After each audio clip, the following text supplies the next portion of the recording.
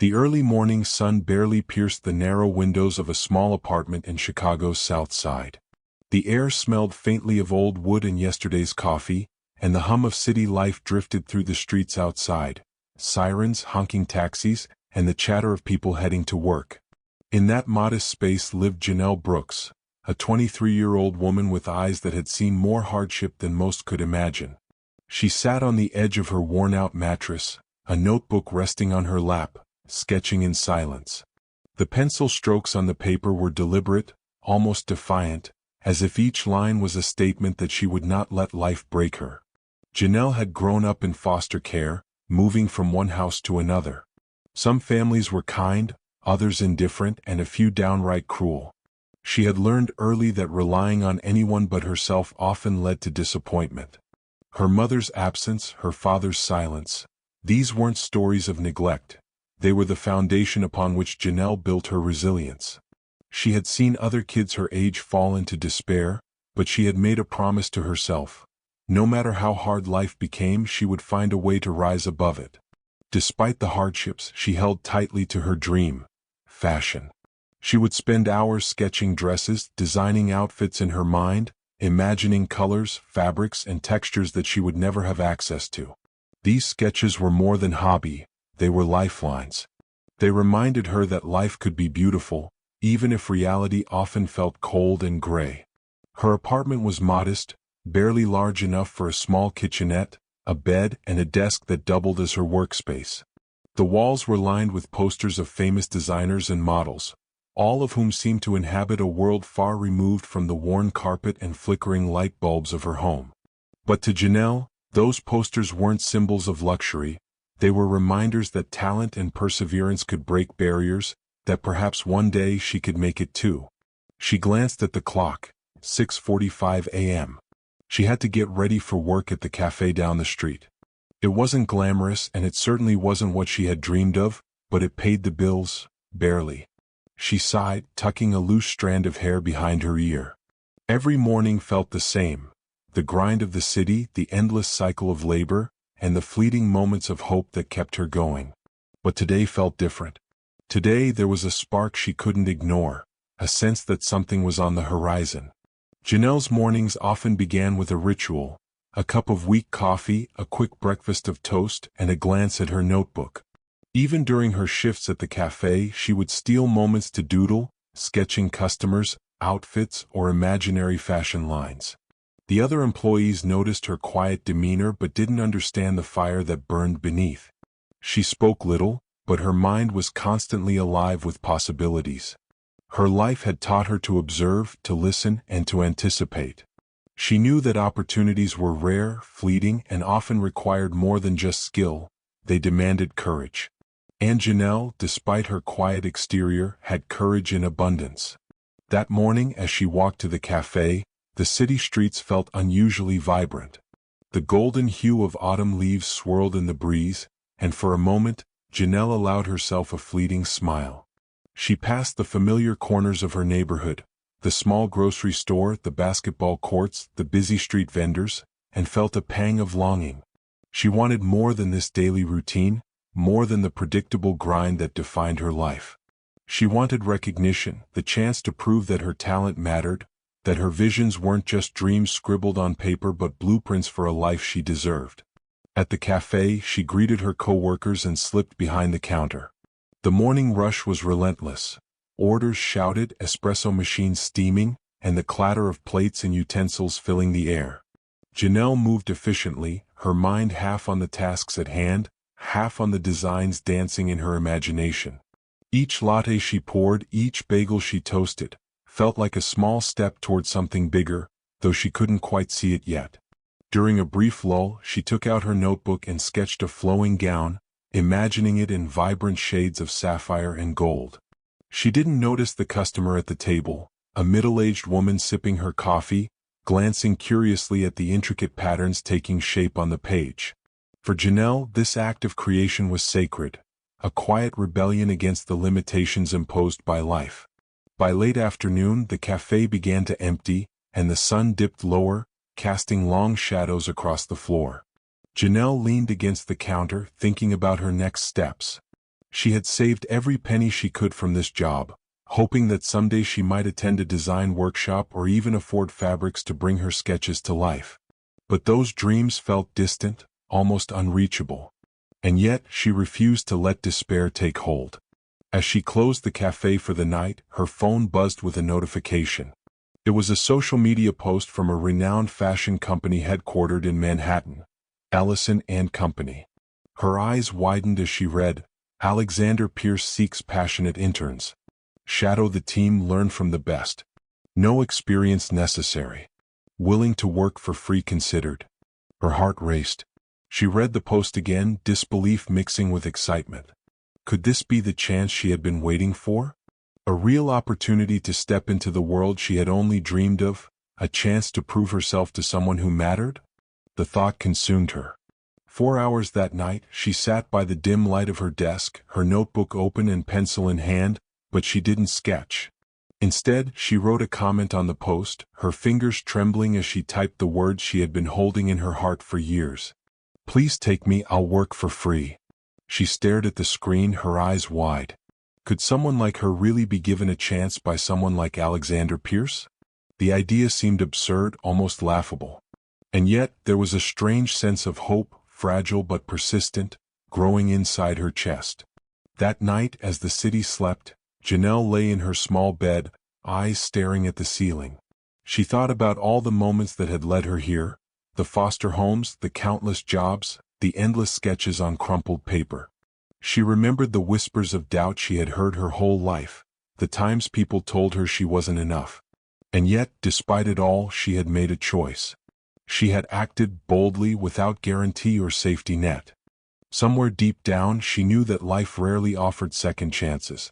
But maybe, just maybe, her chance had arrived. As sleep tugged at her eyelids, she whispered a quiet promise to herself, "If this works, I won't let anything stop me." And somewhere across the city, far above the streets she knew so well, a billionaire would soon read her words, and be stunned. Will Alexander Pierce actually notice her comment? Can someone with no connections or experience really break into this world?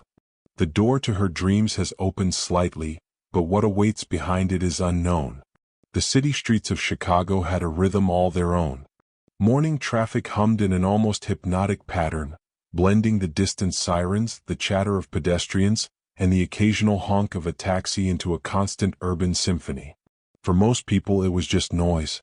For Janelle Brooks, it was the soundtrack of survival. She walked briskly along the cracked sidewalks, her worn sneakers tapping out a quiet rhythm, her mind already rehearsing the tasks that awaited her at the cafe. The cafe was a modest establishment tucked between a laundromat and a corner convenience store. Its walls were painted a fading beige, and the smell of coffee and baked goods was permanently etched into the air. Janelle slipped behind the counter, greeted by the faint clatter of dishes and the hiss of the espresso machine. For 4 years, this had been her second home. She knew every corner, every routine, and every customer's order by heart. Despite the familiarity, the work never felt easy. Long hours, minimal pay, and demanding customers left her physically drained most days. Yet, she approached it with a quiet diligence that her colleagues often overlooked. Some of them laughed off her seriousness, labeling her the quiet one, but they didn't know the fire that fueled her. Every latte poured, every table cleaned, every shift endured was a small brick laid in the foundation of the life she dreamed of. As she prepared the morning espresso orders, Janelle's thoughts wandered to the social media post she had commented on the night before. Alexander Pierce. The name echoed in her mind like a distant bell, ringing with possibility and danger at the same time. She couldn't shake the image of his sleek Manhattan skyscraper, the thought of walking into such a place, being seen, being judged, but maybe also being recognized.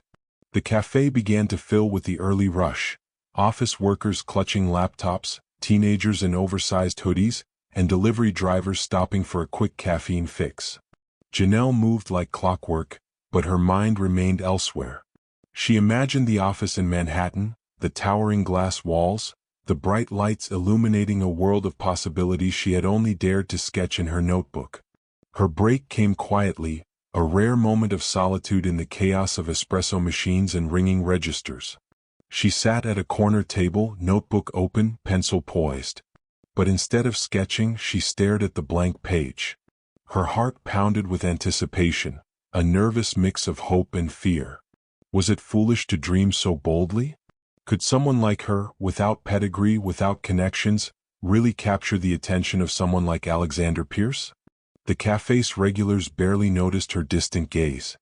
Mr. Thompson, a retired teacher who came in every morning for black coffee, nodded politely but didn't press for conversation. Janelle welcomed the silence. She closed her eyes for a brief moment, imagining herself walking through the doors of Pierce Tower, holding her sketches proudly, feeling the weight of possibility settle in her chest. Her thoughts were interrupted by a sudden commotion. A young child, no more than 5 years old, had spilled a cup of hot chocolate, sending chocolate and whipped cream across the floor. Janelle rushed to clean it up, her movements quick and precise. She smiled at the child, who looked frightened, and whispered reassurances. Even in the midst of her own anxieties, she cared deeply about the people around her. Compassion, she realized, was one of her strongest traits, something money could never buy, yet something that would one day set her apart. By mid-morning, the cafe had settled into a rhythm. Janelle's co-workers were busy chatting about their weekend plans, gossiping about local events, completely unaware of the storm of emotions running through her. She wondered if anyone would ever see her as more than the quiet girl behind the counter. Her mind flicked back to the comment she had posted online. "Please take me, I'll work for free." It seemed so audacious, so desperate, yet so honest. She had no illusions about the slim chances of being noticed. After all, Alexander Pierce was a billionaire. He likely received hundreds, if not thousands, of messages every day. What were the odds that he would even see hers? And yet, the very act of putting herself out there had sparked something she hadn't felt in years: hope. Lunch hour came, bringing with it a new wave of customers. Janelle moved seamlessly between tasks, taking orders, steaming milk, serving sandwiches, but her mind never strayed far from her dream. She imagined walking into the Manhattan office, the polished floors beneath her feet, the sleek walls reflecting her sketches back at her. She pictured Alexander reviewing her portfolio, nodding slowly, impressed by the raw talent that had survived despite years of neglect and hardship. Yet with hope came fear. What if she was ignored? What if someone else got the opportunity she had dared to ask for? What if her boldness was dismissed as foolishness? The questions circled in her mind relentlessly, like vultures waiting for weakness. But she refused to let them anchor her. Instead, she focused on the small victories of the day: a perfect latte art, a satisfied customer, a brief moment of connection with a colleague who smiled at her quietly. As the afternoon stretched on, Janelle's thoughts turned to survival. The cafe was modestly paying her bills, but her expenses often exceeded her income. Every dollar saved was a step closer to her dream: an art class, better materials for her sketches, a chance to build a portfolio that could impress someone like Alexander. Her life had been a constant exercise in resourcefulness, and she had grown adept at stretching every penny, finding small ways to keep her ambitions alive. The shift ended, and Janelle stepped out into the late afternoon light. The city felt different now, bathed in the amber glow of autumn, the chill in the air both biting and invigorating. She walked home slowly, notebook tucked under her arm, thinking about the future she could almost taste. The streets seemed smaller somehow, the possibilities larger, and for the first time in a long while, she felt the stirring of something powerful: belief. Her apartment welcomed her like an old friend, quiet and familiar. She set her bag down and immediately returned to her sketches. Tonight, she wasn't just drawing dresses. She was imagining the life she wanted, the world she wanted to inhabit. Each pencil stroke was deliberate, a testament to her determination. As she sketched, her phone buzzed. A notification glimmered on the screen. Her heart skipped a beat. It was a reply to her comment. She hesitated for a moment, trembling with anticipation. The possibilities rushed through her mind. It could be spam, a mistake, or, just maybe, the opportunity she had been praying for. With a deep breath, she opened the message. It was brief, direct, unbelievable. Janelle Brooks? Meet me in New York City for an interview. I want to see your work. Alexander Pierce. Her hand shook, almost dropping the phone. Her mind raced, heart pounding in her chest. Could this really be happening? She read the message again and again, making sure it wasn't a cruel trick or a typo. But the words were unmistakable. She had been noticed. Someone had seen her courage, her honesty, and her raw talent. For the first time in years, Janelle felt the edges of her life shift. The world she had only dared to dream about was no longer a distant fantasy. It was real, tangible, and within reach. She barely slept that night, imagining the skyscrapers of Manhattan, the echo of her footsteps in polished hallways, and the weight of possibility pressing against her chest.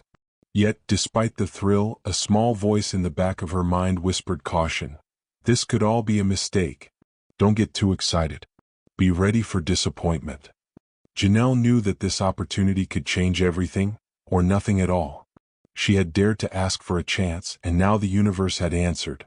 But the road ahead was uncertain, filled with unknown challenges, high stakes, and tests she couldn't yet foresee. As she drifted into a restless sleep, one thought burned brighter than any fear. She was ready to fight for her dream. No matter what waited for her in Manhattan, she would not back down.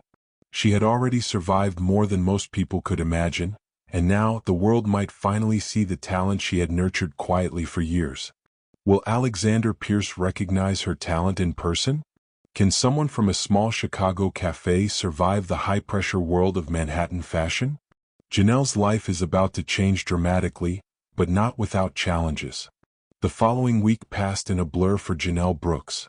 Every day at the cafe felt heavier, yet brighter at the same time.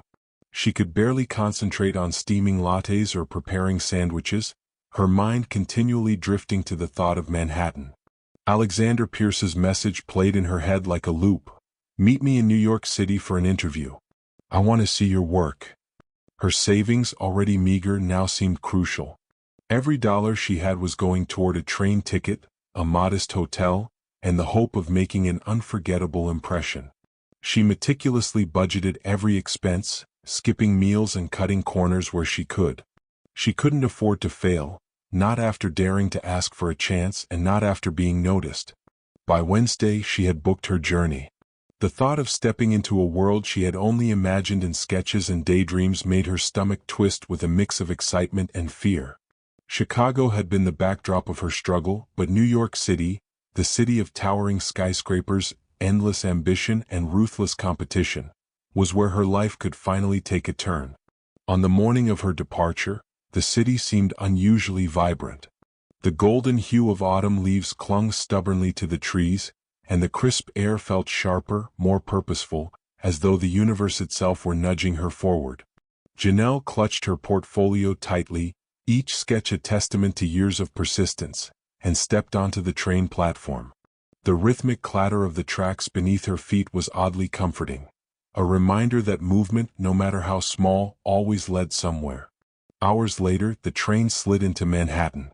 The skyline rose like jagged glass teeth against the horizon, gleaming in the afternoon sun.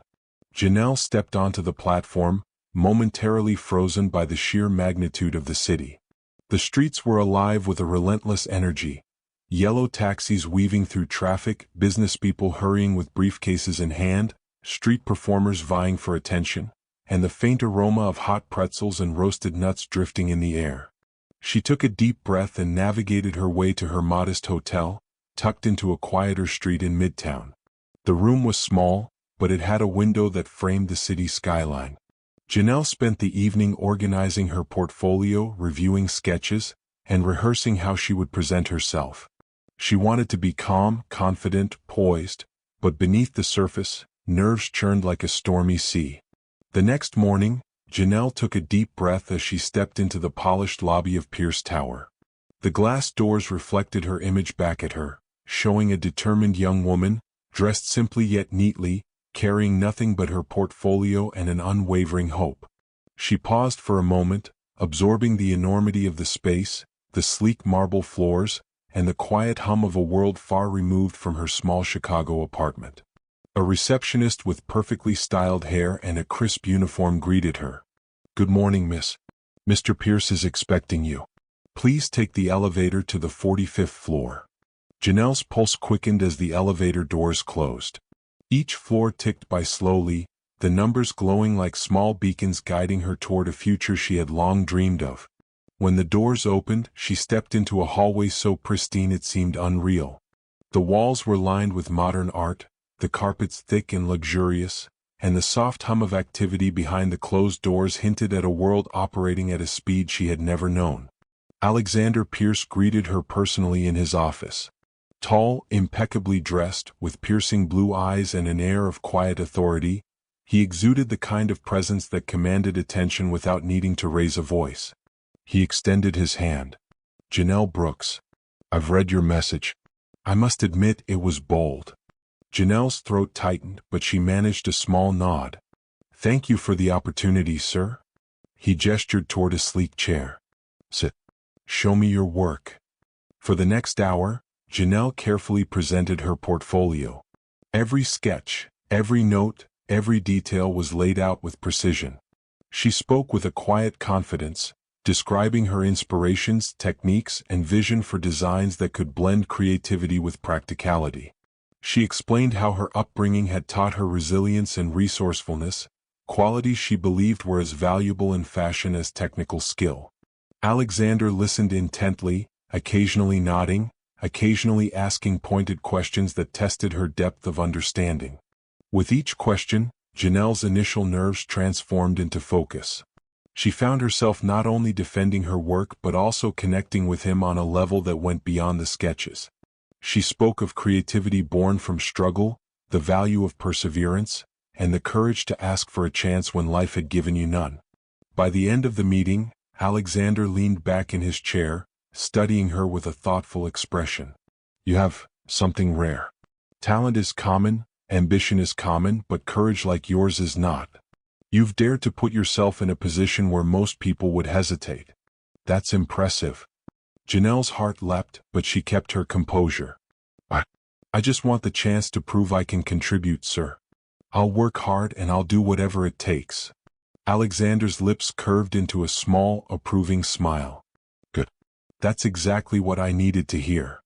He paused, then added almost casually, "I should warn you, the environment here isn't easy. The team is demanding, deadlines are brutal, and mistakes are noticed immediately. Are you prepared for that?" Janelle nodded without hesitation. "Yes, sir. I've never backed down from challenges." Alexander studied her a moment longer. "Very well. I'll have someone show you around.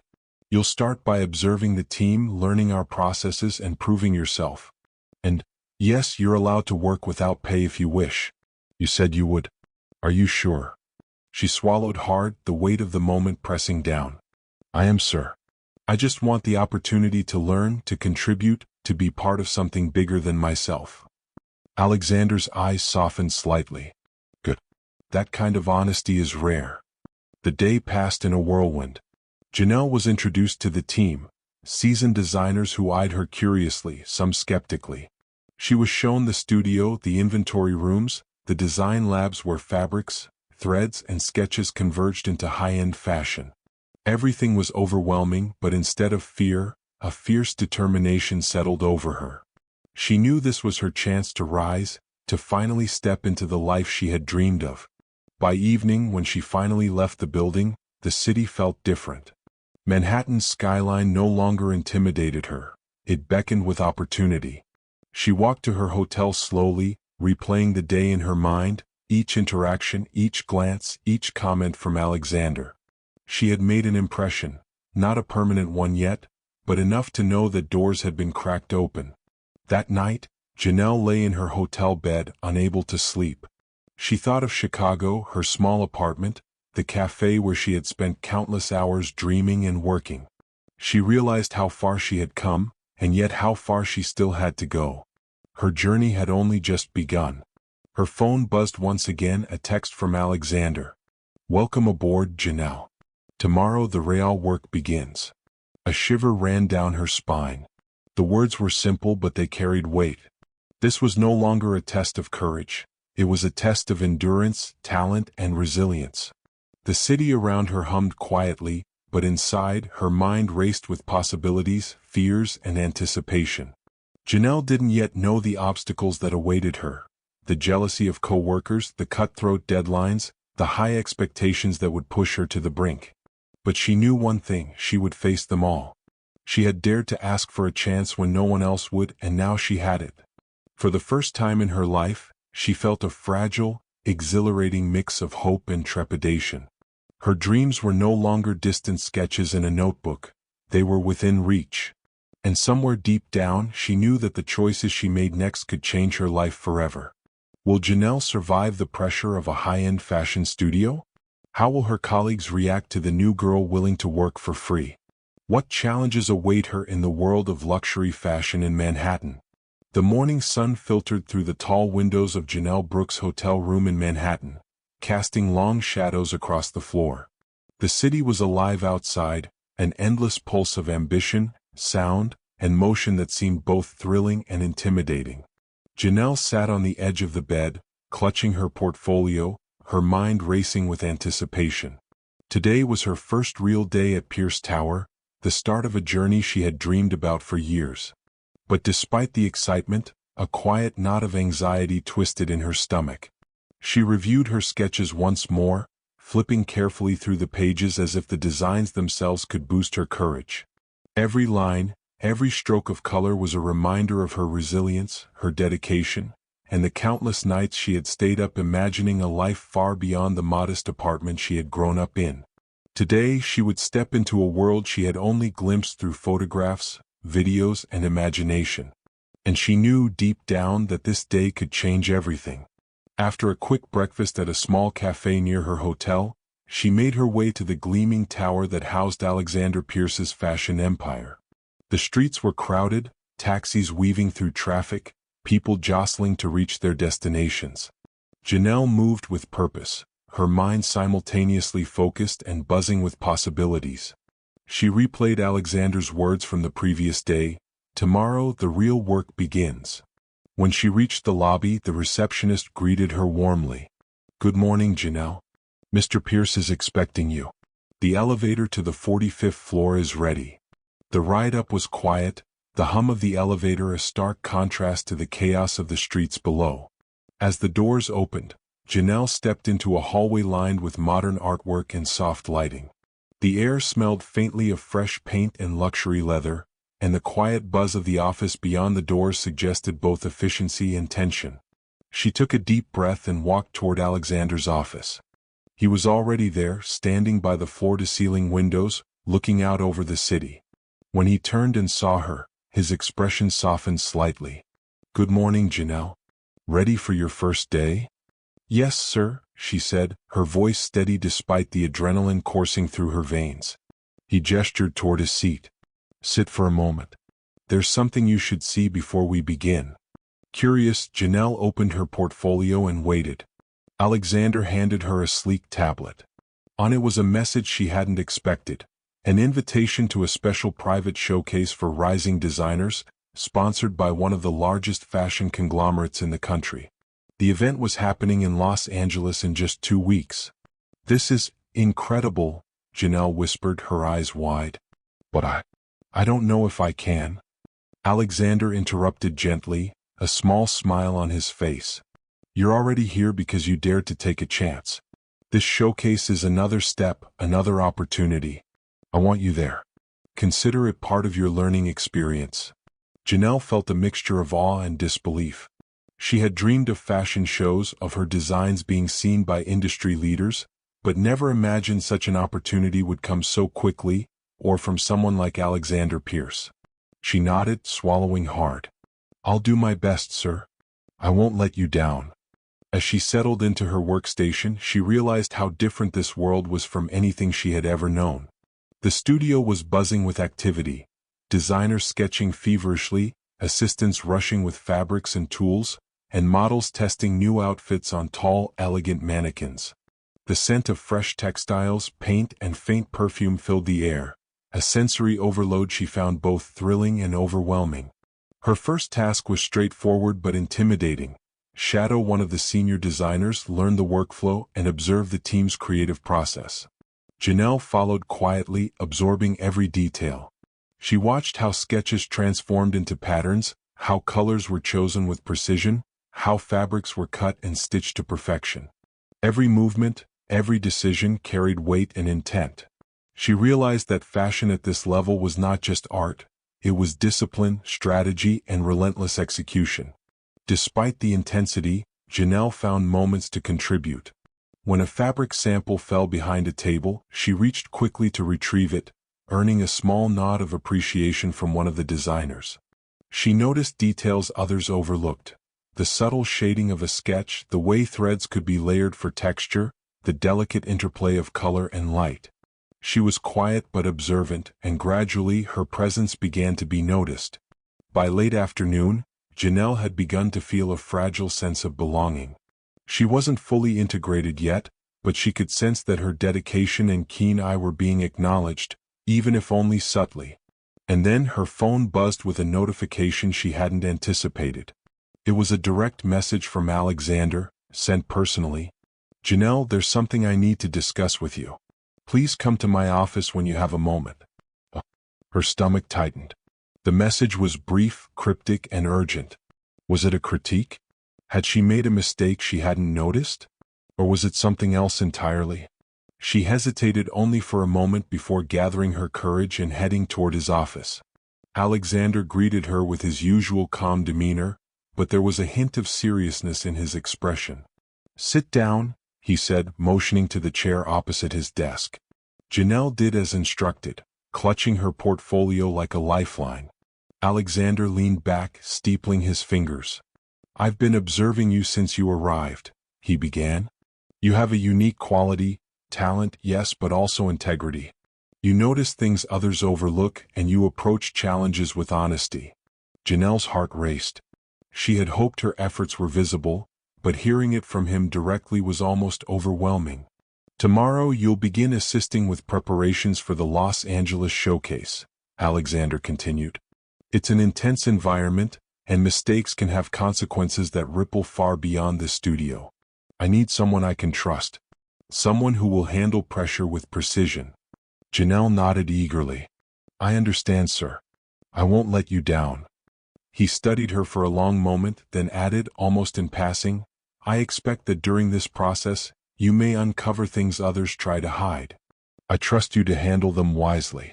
The truth is often hidden behind appearances, and how you respond will define not just your career, but your character." Janelle felt a chill. His words hinted at challenges she hadn't yet imagined, obstacles lurking beneath the surface of the glamorous world she had stepped into. But rather than fear her, they ignited a spark of determination. She had faced adversity before, survived hardship, and now she would face something new: the complex dynamics of power, ambition, and deception. As she left his office, her mind raced. She replayed his words over and over, trying to parse the hidden meanings, the implications of what she might encounter. The studio suddenly felt different, less like a place to learn and more like a labyrinth of potential tests. Every glance from a colleague, every whispered comment, every decision made in her presence could carry weight far beyond what she could yet perceive. Back at her workstation, Janelle felt the weight of expectation pressing down on her shoulders. She opened her portfolio again, reviewing sketches with renewed intensity, aware that each line, each choice could be scrutinized and judged. The stakes had shifted dramatically. No longer was this about observation or learning. Now it was about proving her worth, earning trust, and navigating the subtle tensions that ran through the studio like hidden currents. By evening, exhaustion settled over her, but so did a sense of purpose she had never known before. Manhattan streets sparkled under the city lights as she walked back to her hotel, her mind still churning with plans, possibilities, and worries. Tomorrow would mark the beginning of something far greater than she had imagined. An opportunity to not only prove her talent but to demonstrate her character in a world where both were tested relentlessly. As she lay in bed that night, Janelle stared at the ceiling, feeling the thrill and terror of what lay ahead. She had been given a chance, noticed by someone whose influence could reshape her life. But with opportunity came uncertainty, and with visibility came scrutiny. The path before her was both dazzling and dangerous, a delicate balance she would have to navigate with courage and care. The first time Janelle Brooks truly absorbed Manhattan's energy, She felt as though she had stepped into a living, breathing organism. The streets pulsed with life, lights reflecting off steel and glass, taxis darting like restless fireflies, and the crowds moving with an almost synchronized rhythm. The city was loud, chaotic, and intimidating, yet in some unexplainable way, it exhilarated her. Every step she took toward Pierce Tower felt like a step toward the life she had fought so hard to imagine. She arrived early that morning, the crisp autumn air carrying a slight chill that made her cheeks flush. The sun had just begun to peek between skyscrapers, illuminating the city in hues of gold and silver. Janelle paused for a moment on the sidewalk, letting the scale of the city wash over her. Chicago had shaped her resilience, but Manhattan demanded courage, precision, and poise, qualities she had cultivated through years of adversity. Stepping into the sleek lobby of Pierce Tower, she felt a sudden pang of anxiety. The marble floors gleamed underfoot, the elevator doors reflected her image back at her, and the faint hum of activity hinted at a world that moved faster than any city she had known. A receptionist greeted her warmly, her smile professional yet faintly intimidating. "Good morning, Janelle. Mr. Pierce is expecting you. Please take the elevator to the 45th floor." The elevator ride was silent except for the soft whir of machinery. Each floor ticked by, numbers glowing like a countdown to the unknown. Janelle's fingers fidgeted with the edge of her portfolio. Every thought circled around the same questions. Would she measure up? Could she impress Alexander Pierce? And most pressing of all, was she ready for the intense scrutiny of the team she was about to join? When the doors opened, Janelle stepped into a hallway lined with modern art, the carpet soft beneath her feet, the air carrying a faint scent of fresh paint and luxury leather. She could hear the distant murmur of the studio, voices, laughter, the occasional sharp command, and the rhythmic clack of sewing machines. Her pulse quickened. This was no longer a distant dream, it was her reality. Alexander Pierce was waiting in his office, framed against the massive floor-to-ceiling windows that offered a breathtaking view of the city. He turned as she entered, his piercing blue eyes meeting hers with a calm intensity. "Janelle Brooks," he said, extending his hand. "Welcome. I hope you're ready for what lies ahead." "Yes, sir," she replied, her voice steady despite the fluttering in her chest. He gestured to the chair opposite his desk. "Sit. Before you begin observing the team, there's something I want to share." Curious and slightly anxious, Janelle seated herself. Alexander handed her a sleek tablet. On it was a detailed schedule for the next 2 weeks, including meetings, studio assignments, and the preparation for the Los Angeles showcase. Among the plans was a note highlighting her role: observe, assist, and contribute where possible. Opportunities will be given to those who demonstrate initiative and skill. "This showcase is important," Alexander said, his tone deliberate. "It's not just a presentation of designs, it's a test of creativity, endurance, and judgment. I'll be watching closely." Janelle nodded, feeling the weight of responsibility press against her chest. She had dreamed of this moment for years, but now that it was here, the stakes seemed higher than she had imagined. Her first task was to shadow one of the senior designers, a woman named Catherine Hayes, known for her meticulous attention to detail and exacting standards. Catherine's office was a whirlwind of sketches, fabric swatches, and mannequins draped in half-finished designs. Janelle followed quietly, absorbing every detail: the subtle shading of pencil lines, the precision of measurements, the careful selection of materials. Despite her nerves, Janelle found small ways to contribute. When a bolt of fabric slipped from a table, she caught it before it touched the floor, earning a brief nod from Catherine. She noted the importance of observation. In this world, even the smallest actions were noticed. As the morning progressed, she became increasingly aware of the subtle dynamics in the studio. Designers whispered critiques to one another, assistants exchanged hurried glances, and a few senior members seemed to assess her quietly, weighing her potential. The pressure was palpable, but instead of discouraging her, it ignited a quiet determination. She had faced scrutiny before, and she had learned to rise above it. During lunch, Janelle found herself sitting quietly at a corner table, reviewing her sketches. Her mind wandered to her family back in Chicago, the small apartment she had left behind, and the cafe where she had spent countless hours dreaming and working. She realized how far she had come, from a life of uncertainty and struggle to standing in one of the most prestigious fashion studios in the country. But amid the excitement, there was a small, nagging fear. Alexander's message from the previous evening had hinted at challenges she couldn't yet foresee.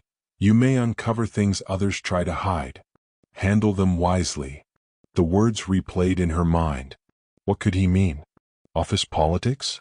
Hidden rivalries? Or something more complex, something she couldn't yet anticipate? The afternoon brought her first real test. Catherine asked her to prepare a series of sketches for the upcoming showcase, incorporating specific fabrics and designs from the senior team. Janelle worked meticulously, aware that every stroke, every color choice would be scrutinized. She felt the weight of expectation like a physical pressure, yet with it came exhilaration, the thrill of finally creating something that could be seen, evaluated, and potentially celebrated. By the end of the day, Janelle's arms were tired, her mind buzzing, and her notebook filled with sketches, notes, and observations. She felt a quiet sense of accomplishment but also a lingering tension. She had proven she could contribute, but she knew this was only the beginning. The studio was a complex ecosystem, and navigating it would require more than skill. It would require intuition, patience, and courage. As she left Pierce Tower that evening, the city lights glittered like stars scattered across the streets. Manhattan's skyline, once intimidating, now seemed like a beacon of possibility. Janelle walked slowly, savoring the air and the sounds, but also replaying the day in her mind. The faces she had seen, the critical glances, the brief nods, the subtle whispers, were all part of a larger puzzle she would need to understand if she hoped to survive and thrive. Back at her hotel, she set her portfolio carefully on the desk and sank into a chair, exhausted but exhilarated. Her mind replayed Alexander's words, the subtle hints, and the unspoken challenges that lay ahead. She realized that the glamorous world of fashion was far more complex than she had imagined, and that talent alone would not be enough to navigate it.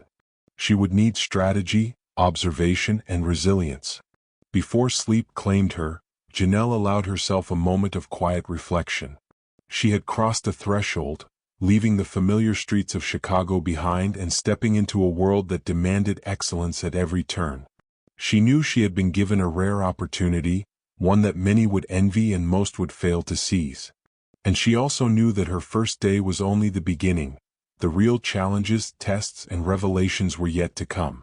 Janelle Brooks woke earlier than usual the next morning, her heart pounding before her eyes had fully opened. Manhattan's faint, distant hum seeped through the hotel window, sirens somewhere blocks away, car horns, and the steady rhythm of people already in motion. It was a soundtrack of ambition. And today it felt louder than ever. Today was the day she would officially assist the design team preparing for the Los Angeles showcase. She sat at the edge of the bed, brushing through her hair methodically, trying to calm her nerves. She thought about everything Alexander Pierce had said the day before. His warnings, the intensity in his eyes, and the strange way he emphasized trust and hidden truths. His words hadn't left her mind. They left a shadow behind, a whisper of something she couldn't yet name. Still, she dressed with purpose, pulled her portfolio close, and headed for Pierce Tower. Inside the studio, the atmosphere felt different, tenser, more frantic. The Los Angeles showcase was only 2 weeks away, and the intensity was beginning to show. Designers huddled around tables, arguing quietly over fabrics and patterns.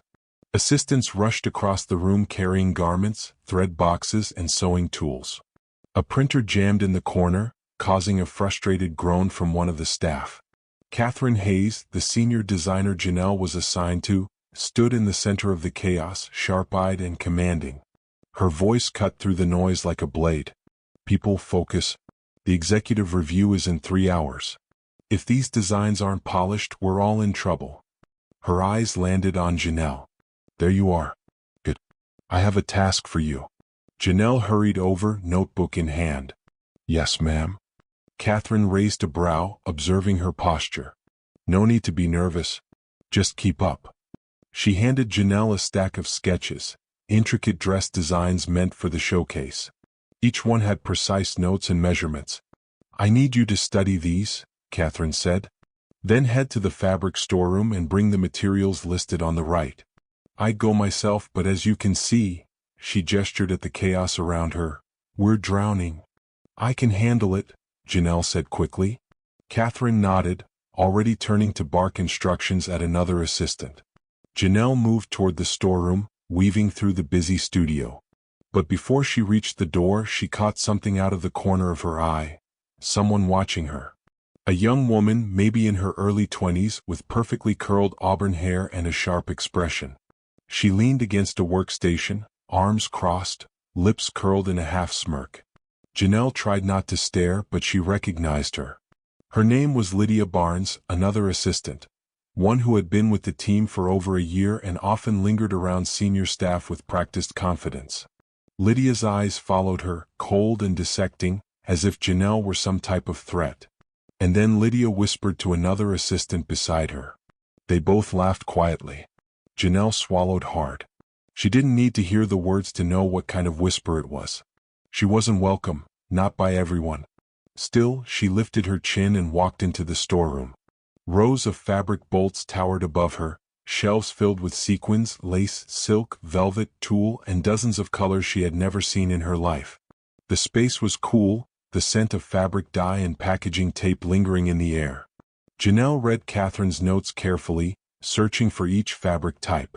She moved from one shelf to the next, pulling bolts down carefully. While reaching for a higher shelf, she nearly slipped, and her hand instinctively grabbed onto a metal railing for balance. Her heart jumped, but she steadied herself quickly. As she lowered the last bolt of fabric, she heard a noise, a shuffle behind her. She turned, expecting to see someone entering, but the doorway was empty. She frowned. The storeroom was quiet. Too quiet. She shrugged it off, pushing the cart out into the hallway. But when she returned to the studio, Lydia was standing in her path. "Well," Lydia said sweetly, "looks like the new girl survived her first trip to the cave." Janelle forced a polite smile. "Excuse me. I need to deliver these." Lydia stepped aside just enough to let her pass, though the smirk never left her face. As Janelle pushed her cart through the studio, whispers followed her. She didn't know if it was paranoia or reality, but she felt watched. "Just wait." She tried to ignore it and approached Catherine. "These are the fabrics you requested," she said. Catherine nodded, quickly inspecting them one by one. "Good," she said. Then, after a moment of hesitation, she added, "You have a good eye. And steady hands." She paused. "That matters." The rare compliment warmed Janelle's chest. Until a voice cut through the moment. "Catherine, there's a problem." Janelle turned. A male designer held up one of the dresses. "The sleeve stitching, there's a flaw. It looks like someone cut the thread too short on the left side." Catherine's eyes widened in frustration. "Who did this?" Lydia stepped forward. "I saw Janelle near that station earlier." Janelle's stomach dropped. "I didn't touch that dress," she said, her voice steady but tight. Lydia shrugged innocently. "Maybe you brushed against it. Things happen." Catherine turned to Janelle. "Is that true?" "No," Janelle said firmly. "I didn't touch it." But her voice felt small in the room full of eyes. Catherine studied her, then examined the garment again. After a long moment, she said, "This wasn't an accident. Someone cut this intentionally." A hush fell over the room. "Why would someone sabotage a piece this close to the deadline?" another designer asked. Everyone glanced around, but no one spoke. Catherine exhaled sharply. "Fix it. Now." The designers moved quickly to repair the damage, but Janelle felt the sting of Lydia's accusation lingering like a bruise. She returned to her station quietly, heart pounding. She had barely unpacked her notebook when her phone buzzed. A message from Alexander. "My office. Now." Her pulse jumped. Was this about the dress? About the accusation? Had someone already told him? She hesitated, fear tightening her chest. Then she stood, smoothed her shirt, and walked toward his office. When she stepped inside, Alexander looked different, not stern but focused, almost too intent on her. "Close the door," he said. She obeyed. He leaned against his desk, arms crossed, studying her with piercing eyes. Something happened today. Janelle felt her breath catch. Sir, I didn't. I know, he said sharply, cutting her off. Her eyes widened. Alexander looked down at a small tablet on his desk, one displaying a security camera feed. You're new, he continued. You don't know the politics here. But I told you, you'd uncover things others try to hide. He turned the tablet toward her. And what she saw made her heart drop. Someone, hidden behind a shelf, cutting the thread of the dress. Someone with auburn hair. Someone who glanced around before slipping away. Lydia. Janelle's mouth parted in shock. She tried to blame me? Alexander nodded slowly. And this is only the beginning. Janelle felt the room tilt slightly. Why would she do that? She whispered. Alexander's expression hardened. Because, he said quietly, you're a threat. And in this industry, threats get eliminated quickly. Janelle's pulse hammered in her ears. Her journey had only begun, but already someone wanted her gone. And Lydia wasn't working alone. That much Alexander hinted, but didn't say. The morning light in Manhattan filtered through the towering windows of Pierce Tower, but Janelle Brooks barely noticed it. Her mind was consumed by the events of the previous day, the sabotage, Lydia's betrayal, and Alexander Pierce's ominous warning. The studio, which had seemed like a temple of creativity and opportunity, now felt like a minefield. Every step, every glance, every interaction could carry hidden danger. Janelle arrived at the studio earlier than usual, hoping to get a head start before Lydia or anyone else could interfere with her work. She moved with quiet precision, clutching her portfolio and reviewing her notes in her head. Every task, every sketch, every assignment had to be perfect. There was no room for error. Not now, not ever. The team had already gathered when she arrived. The morning briefing was led by Catherine Hayes, her tone brisk and businesslike. Today we focus on fitting and final adjustments for the showcase pieces, Catherine said, scanning the room. Mistakes will not be tolerated. Deadlines are non-negotiable. Janelle nodded silently, feeling the weight of the words. She knew that in this environment, even minor errors could be blown out of proportion, used as ammunition against her. She had to be flawless and she had to be vigilant. As she moved toward her assigned station, she noticed Lydia watching her from across the room. The smirk was gone, replaced by a cold, calculating stare. Janelle felt a chill. She couldn't let herself be intimidated, but she knew that Lydia's game was far from over. Her first task was to assist a junior designer named Evan Reed, a quiet young man with an eye for detail but lacking confidence in his own abilities. Janelle guided him through the fitting of a delicate gown, demonstrating how to adjust seams and drapes without damaging the fabric. Evan was grateful, his hands shaking slightly as he followed her instructions. You have a gift for noticing details, he whispered as they worked. Most people here just rush and make mistakes. Janelle smiled faintly. Thanks. You're doing great. Just stay focused. Despite the small victory, the tension in the studio never fully lifted. Janelle felt it in every glance, every hushed conversation, every sidelong look. She realized that surviving in this environment required more than skill. It required intuition, awareness, and the ability to anticipate danger before it struck. By mid-morning, the first mini-crisis occurred. A set of gowns meant for the showcase had been delivered incorrectly, the sizes all mismatched. Panic rippled through the studio, voices rising in frustration. Catherine barked orders, trying to contain the chaos. Janelle saw an opportunity to help, quickly checking the inventory and identifying which gowns could be altered and which needed urgent attention. Her swift action earned a quiet nod from Catherine, but it also drew the attention of Lydia, who scowled from across the room. Janelle realized that every small success would be scrutinized, twisted, or challenged by those who felt threatened by her presence. During a brief lull, Janelle found herself alone with Evan.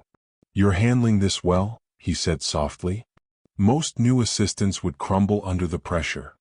Janelle shook her head. I've faced pressure before. This is just different. I can feel the tension, the hidden agendas. People here are watching for mistakes, looking for leverage. Evan glanced around nervously. You're right. But there's something else. Something I've noticed about Lydia. Janelle's heart skipped. What do you mean? He leaned closer. She's not just trying to sabotage you. She's protecting someone, or something. There are whispers in the studio about a major deal going wrong if certain designs are released. People are scared. Janelle's mind raced. Alexander had warned her about hidden truths, and now Evan's words hinted at something even larger, something beyond ordinary office politics. She realized that the Los Angeles showcase wasn't just a test of talent, it was a test of loyalty, judgment, and courage.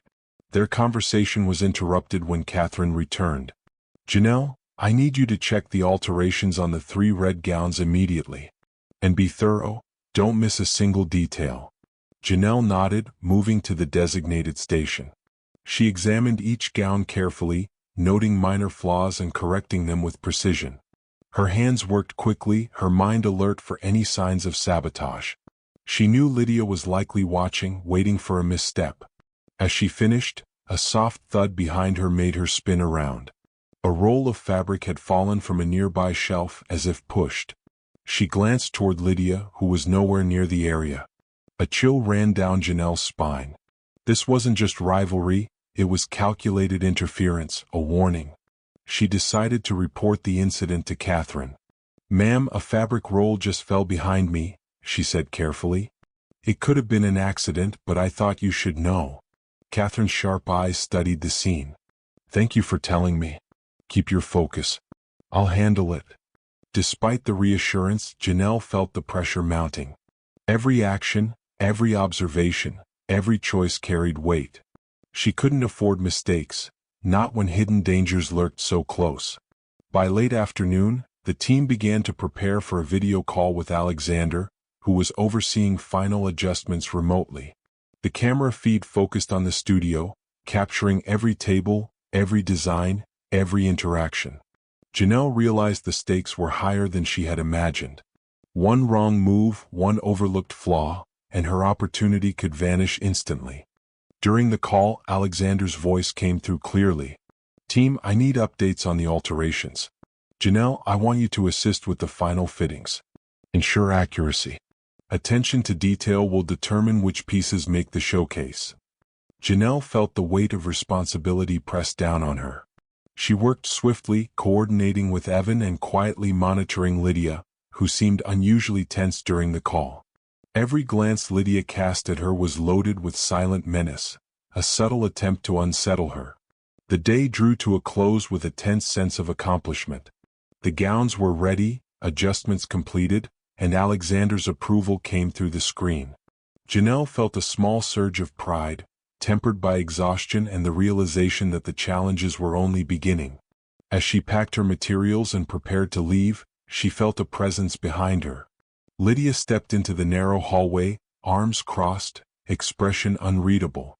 "Not bad for a newbie," Lydia said slowly, voice laced with mock sweetness. "But don't get too comfortable. This is only the beginning." Janelle met her gaze steadily. "I'm here to work hard, not to play games." Lydia smirked faintly, retreating without another word. But Janelle could feel the tension lingering in the air. She knew Lydia's warning wasn't empty. More challenges were coming, subtle, strategic, and designed to test her at every turn. Walking back to her hotel that evening, Janelle reflected on the day. She had survived her first full day of real responsibility, but she knew the studio was a battlefield where talent alone wasn't enough. She would need wit, observation, courage, and the ability to navigate hidden agendas. Her phone buzzed with a message from Alexander. "Good work today, Janelle. Remember, the strongest survive but the smartest endure. Be ready for tomorrow." Her chest tightened. The words were simple, yet heavy with implication. The real test was just beginning, and Janelle knew the stakes were higher than she had ever imagined. Janelle Brooks' morning began like every other in Manhattan. A pale autumn sun creeping through the hotel window, the distant hum of the city below, and her heart pounding with anticipation. Today wasn't just another day in the studio, it was the day she would begin assisting directly with Alexander Pierce's high-profile showcase. The stakes had risen, and she could feel it in the tense energy that seemed to linger in every corner of Pierce Tower. She dressed carefully, selecting neutral tones that wouldn't draw unnecessary attention yet conveyed professionalism.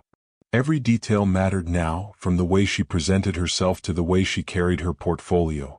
Janelle couldn't afford to slip, not with eyes like Lydia's following her every move and Alexander's quiet, watchful presence hovering over the studio. Arriving at Pierce Tower, she noticed an unusual intensity in the staff. Designers whispered hurriedly, assistants darted from one workstation to the next, and even Catherine Hayes moved with a barely contained urgency. Something was different, something invisible yet palpable. "Morning, Janelle," Catherine said briskly. "Alexander wants to see you before you begin. Follow me." The office hallway felt unusually silent as they approached Alexander's office. Janelle's stomach twisted.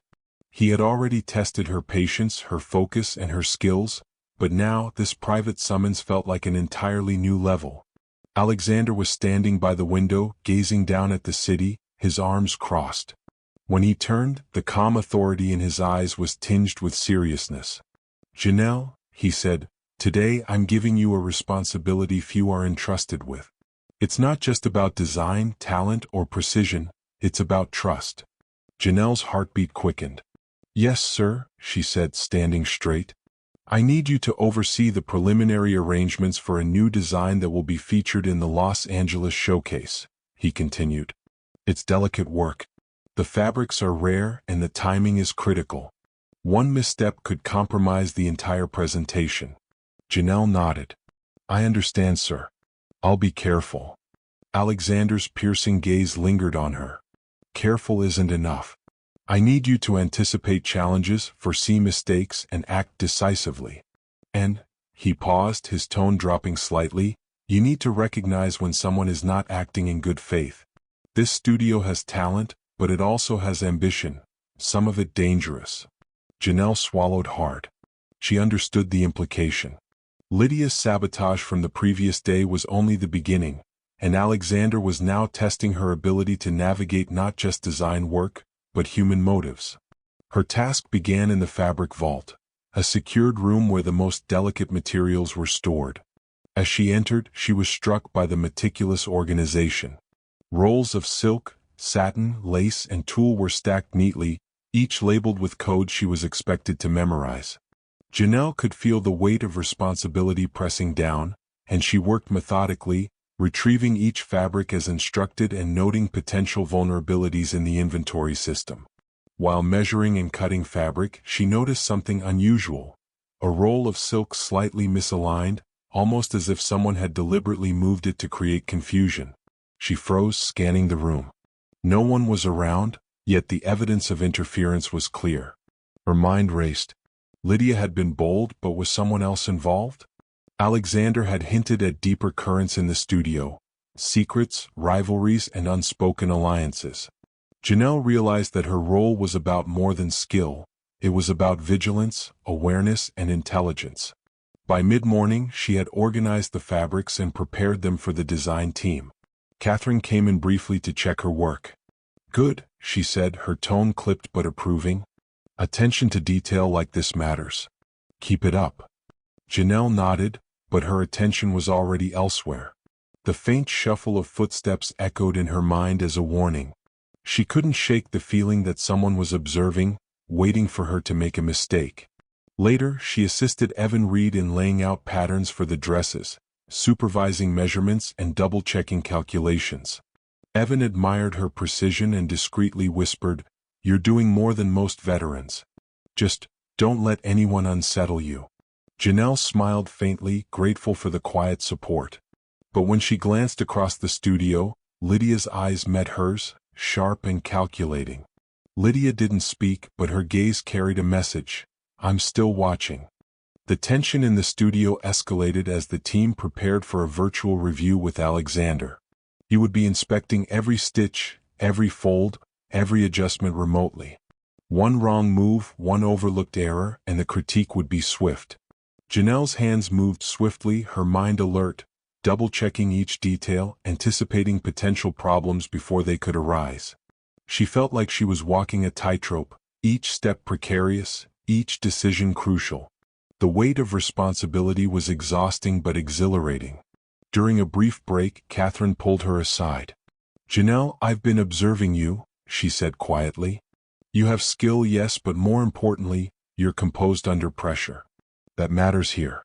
Watch carefully. Learn quickly. And don't trust everything you see." Janelle nodded, understanding the unspoken warning. The studio was more than a place for design. It was a battlefield, and she was now a participant. The day took a sharp turn when one of the team members accidentally spilled a vial of dye near the prepared fabrics. Panic rippled through the studio. Janelle moved instinctively, containing the spill before it could ruin the delicate materials. Her quick thinking drew a nod of approval from Catherine, but it also drew Lydia's attention. Lydia approached, feigning concern. "Careful, Janelle. One slip and all this could be wasted." Janelle met her gaze steadily. "I'm aware. I handled it." The tension was electric. The studio had shifted from organized chaos to an unspoken standoff.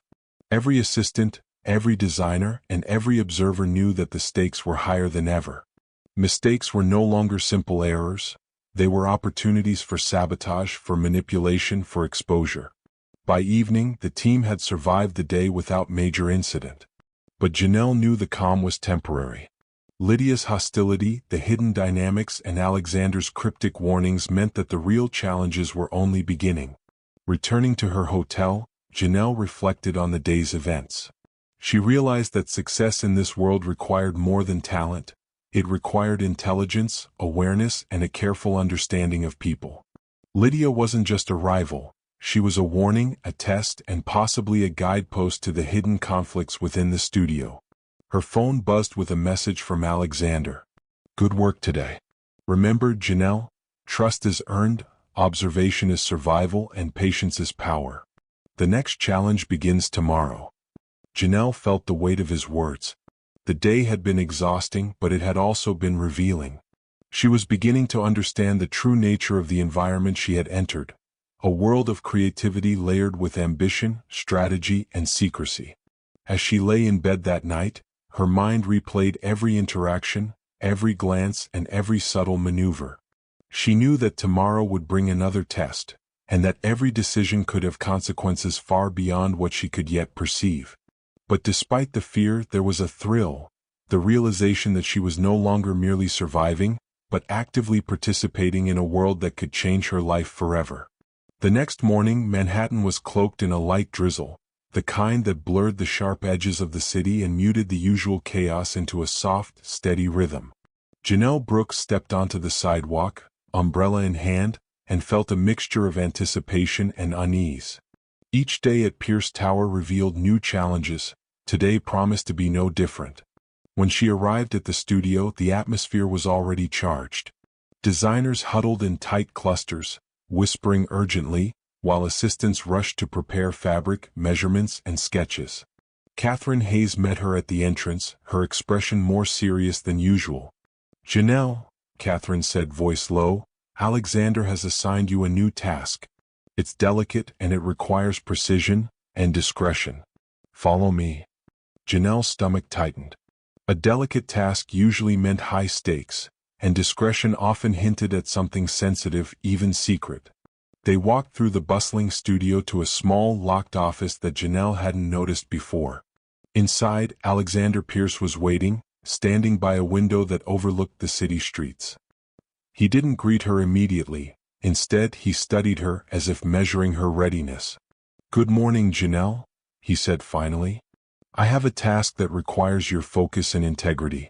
This assignment will not be simple, and it will test more than your skill with fabric or design." Janelle nodded. "I'm ready, sir." Alexander handed her a tablet displaying a confidential project. The details were complex. A series of designs for a top-secret collaboration with a luxury brand in Los Angeles. These designs were to be reviewed first internally before being revealed to the partner company. A single leak, a single error, and the project could collapse before it even began. "You are to oversee the preparation of these designs," Alexander explained. "Coordinate with the team, ensure the materials are correct, and verify every measurement and stitch. And most importantly, trust no one implicitly. Janelle felt a chill. Alexander's words weren't just instructions, they were a warning. She had seen the undercurrents of rivalry in the studio, and now she was being asked to navigate them in a high-stakes situation. Her first stop was the materials room, where rare silks, fine lace, and delicate embroidery threads were stored. Janelle carefully inspected each item, noting minor inconsistencies and potential risks. While she worked, she noticed Lydia hovering nearby, pretending to check inventory but clearly watching her every move. Janelle forced herself to remain calm. Lydia's presence was a test, a challenge. She couldn't let intimidation or fear interfere with her focus. By mid-morning, Janelle had organized the materials and prepared them for the design team. Catherine appeared briefly to inspect her work. "Excellent," Catherine said quietly. "I can see why Alexander trusts you. Keep this level of precision." Janelle nodded, grateful for the validation but aware that it painted a target on her back. Success in this studio often provoked jealousy, and she had learned that Lydia would not miss an opportunity to undermine her. The most challenging part of the assignment came next, overseeing the pattern adjustments for the collaboration designs. Janelle worked closely with Evan Reed, coordinating measurements, aligning fabric cuts, and ensuring that each design matched the specifications exactly. "Janelle," Evan said softly, "I don't know how you stay so composed. Most people would crumble under this pressure." "I've faced worse," Janelle replied. "Focus is everything. And here, observation matters more than speed." Her eyes scanned the room constantly, noting subtle movements and whispered exchanges. She saw Lydia exchanging quiet glances with a senior designer, someone Janelle hadn't yet identified as a potential ally or adversary. Every glance, every movement had meaning. She realized that success wasn't just about completing tasks, it was about understanding the hidden dynamics of the studio. By early afternoon, a small crisis erupted. One of the prepared garments was found to have a loose seam, a flaw that could ruin its presentation. Panic rippled through the studio as designers scrambled to fix the issue. Janelle approached the dress and examined it carefully. Her fingers worked with precision, repairing the seam without causing further damage. Catherine observed quietly, her expression unreadable. When Lydia stepped forward, Janelle braced herself for confrontation. But instead of accusation, Lydia offered a faint smirk and said, "Careful. One mistake and it all falls apart." Janelle met her gaze steadily. "I'll make sure it doesn't." Even as she spoke, she knew that Lydia's words weren't a warning, they were a challenge. The rivalry had escalated beyond petty sabotage. It was now a psychological game, designed to unsettle her while testing her skill and resilience. Later, Janelle received another message from Alexander. "Meet me in my office in 30 minutes. Urgent." Her pulse quickened. She had already faced tests, rivalries, and sabotage, but Alexander's tone suggested something more significant. Was it praise, a warning, or another challenge?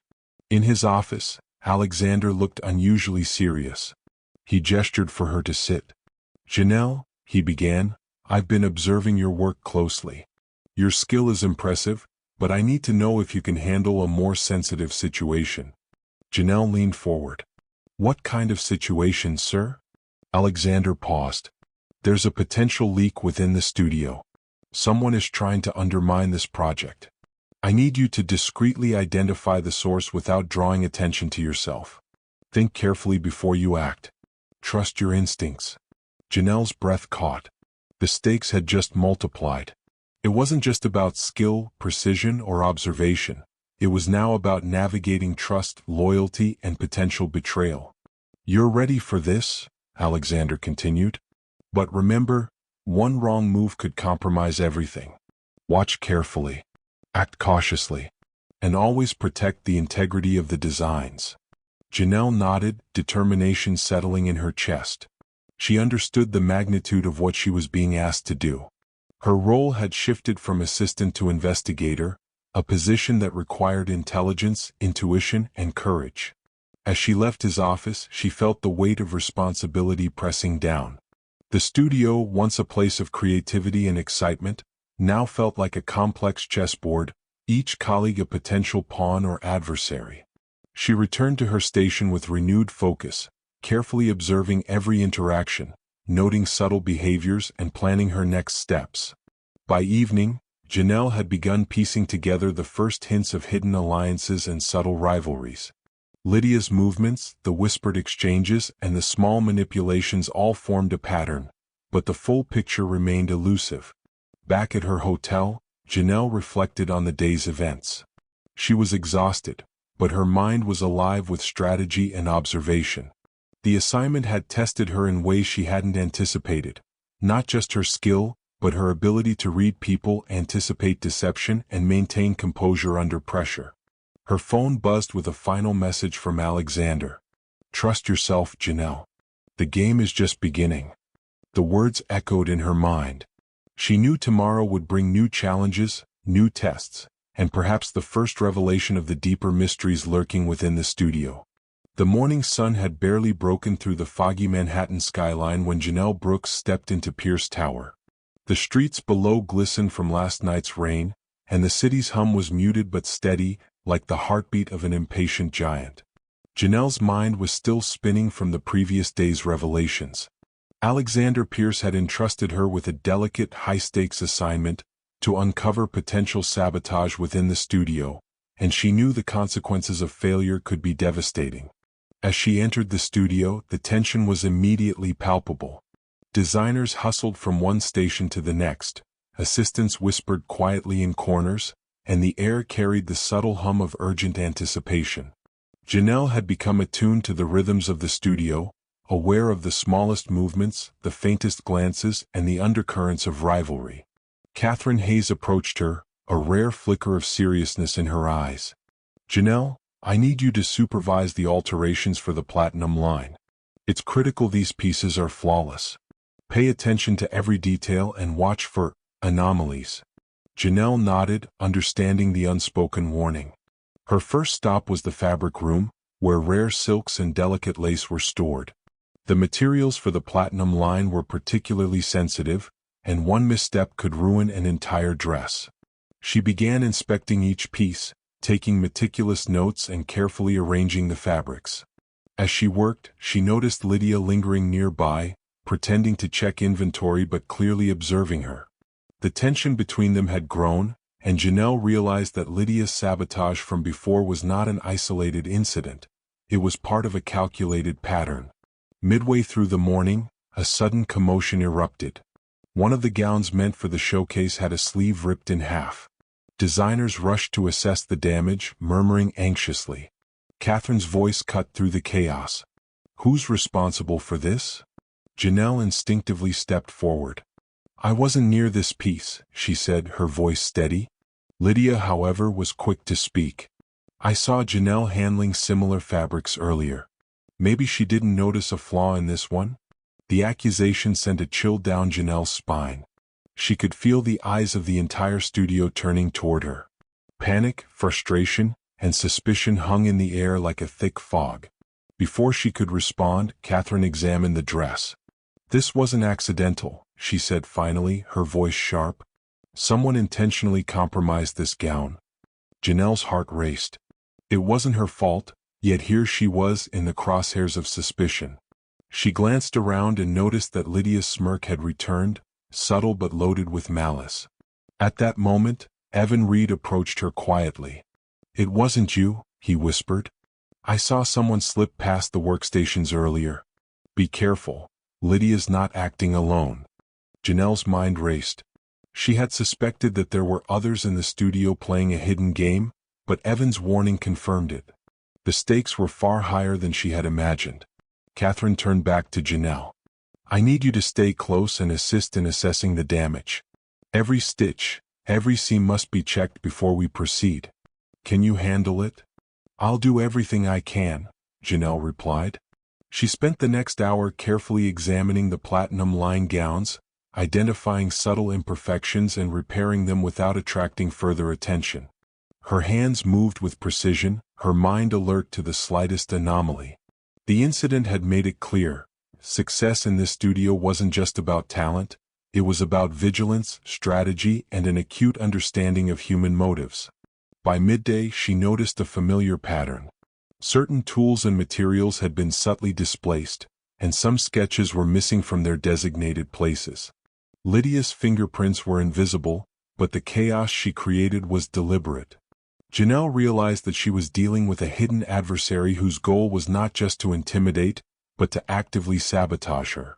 When the team gathered for a brief lunch break, Janelle overheard hushed whispers between two senior designers. They spoke in cryptic tones about the upcoming showcase, warning about potential leaks and errors. Though their words weren't directed at her, Janelle listened closely, piecing together clues. Someone was manipulating events from the shadows, and the platinum line seemed to be the focal point of their schemes. As the afternoon progressed, Alexander Pierce called for a virtual check-in. The team gathered around monitors as he appeared on the screen, his calm, authoritative presence filling the room. "Team," he began, "I've received reports of irregularities in the platinum line. I need everyone to remain vigilant. Janelle, I trust you are monitoring closely. Identify any threats and ensure these designs are flawless. Time is limited and precision is critical." Janelle nodded silently, aware that Alexander's eyes were figuratively on her, even from miles away. She returned to the gowns, double-checking every seam and pattern, her senses heightened. Hours passed in tense focus. Janelle worked alongside Evan, carefully supervising the alterations and adjustments. Every so often, she caught glimpses of Lydia, who moved through the studio like a shadow, her actions deliberate and calculated. It was clear that Lydia was orchestrating disruptions, yet no one could directly prove it. Finally, as the day drew to a close, Janelle completed her inspections. The gowns were pristine, every detail corrected, and the potential for disaster minimized. Catherine gave her a rare nod of approval. "Good work today. You handled yourself well under pressure." Janelle allowed herself a brief moment of relief, but she knew better than to celebrate too soon. Lydia's machinations were far from over, and the studio still held hidden threats waiting to be uncovered. As she prepared to leave, Janelle's phone buzzed with a message from Alexander. "Well done. But be cautious.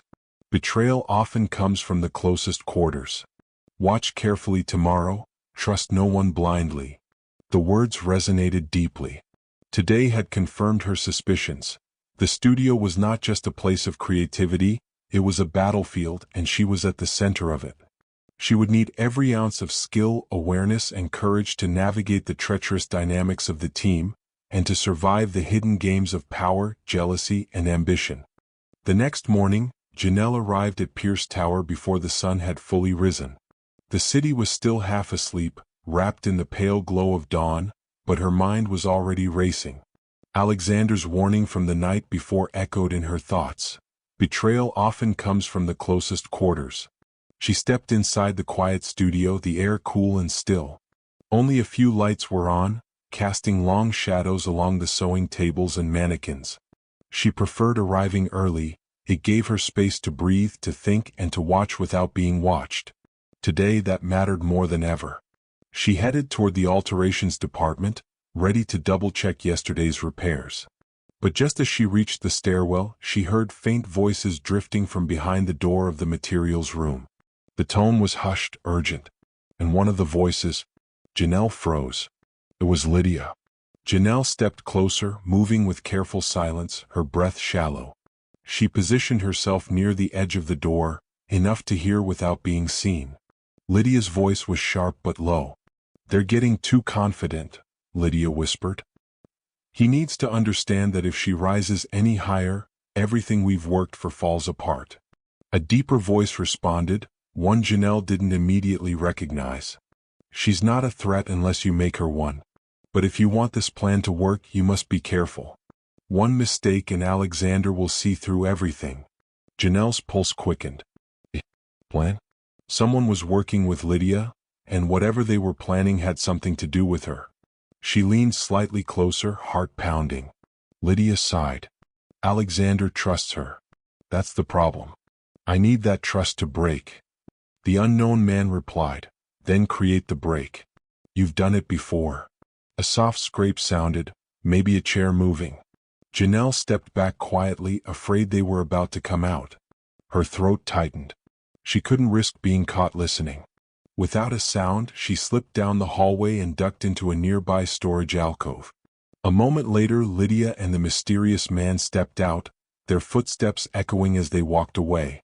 Lydia's heels clicked with her usual arrogance, yet something about her posture looked strangely tense. Janelle waited until their footsteps faded before emerging. She pressed a hand to her chest, steadying her breathing. Someone inside the studio, someone with influence, was helping Lydia. But who? And how far were they willing to go? She hurried into the alterations department, her thoughts spinning. Evan was already there, sorting through fabric samples. He glanced up as she entered. "You okay?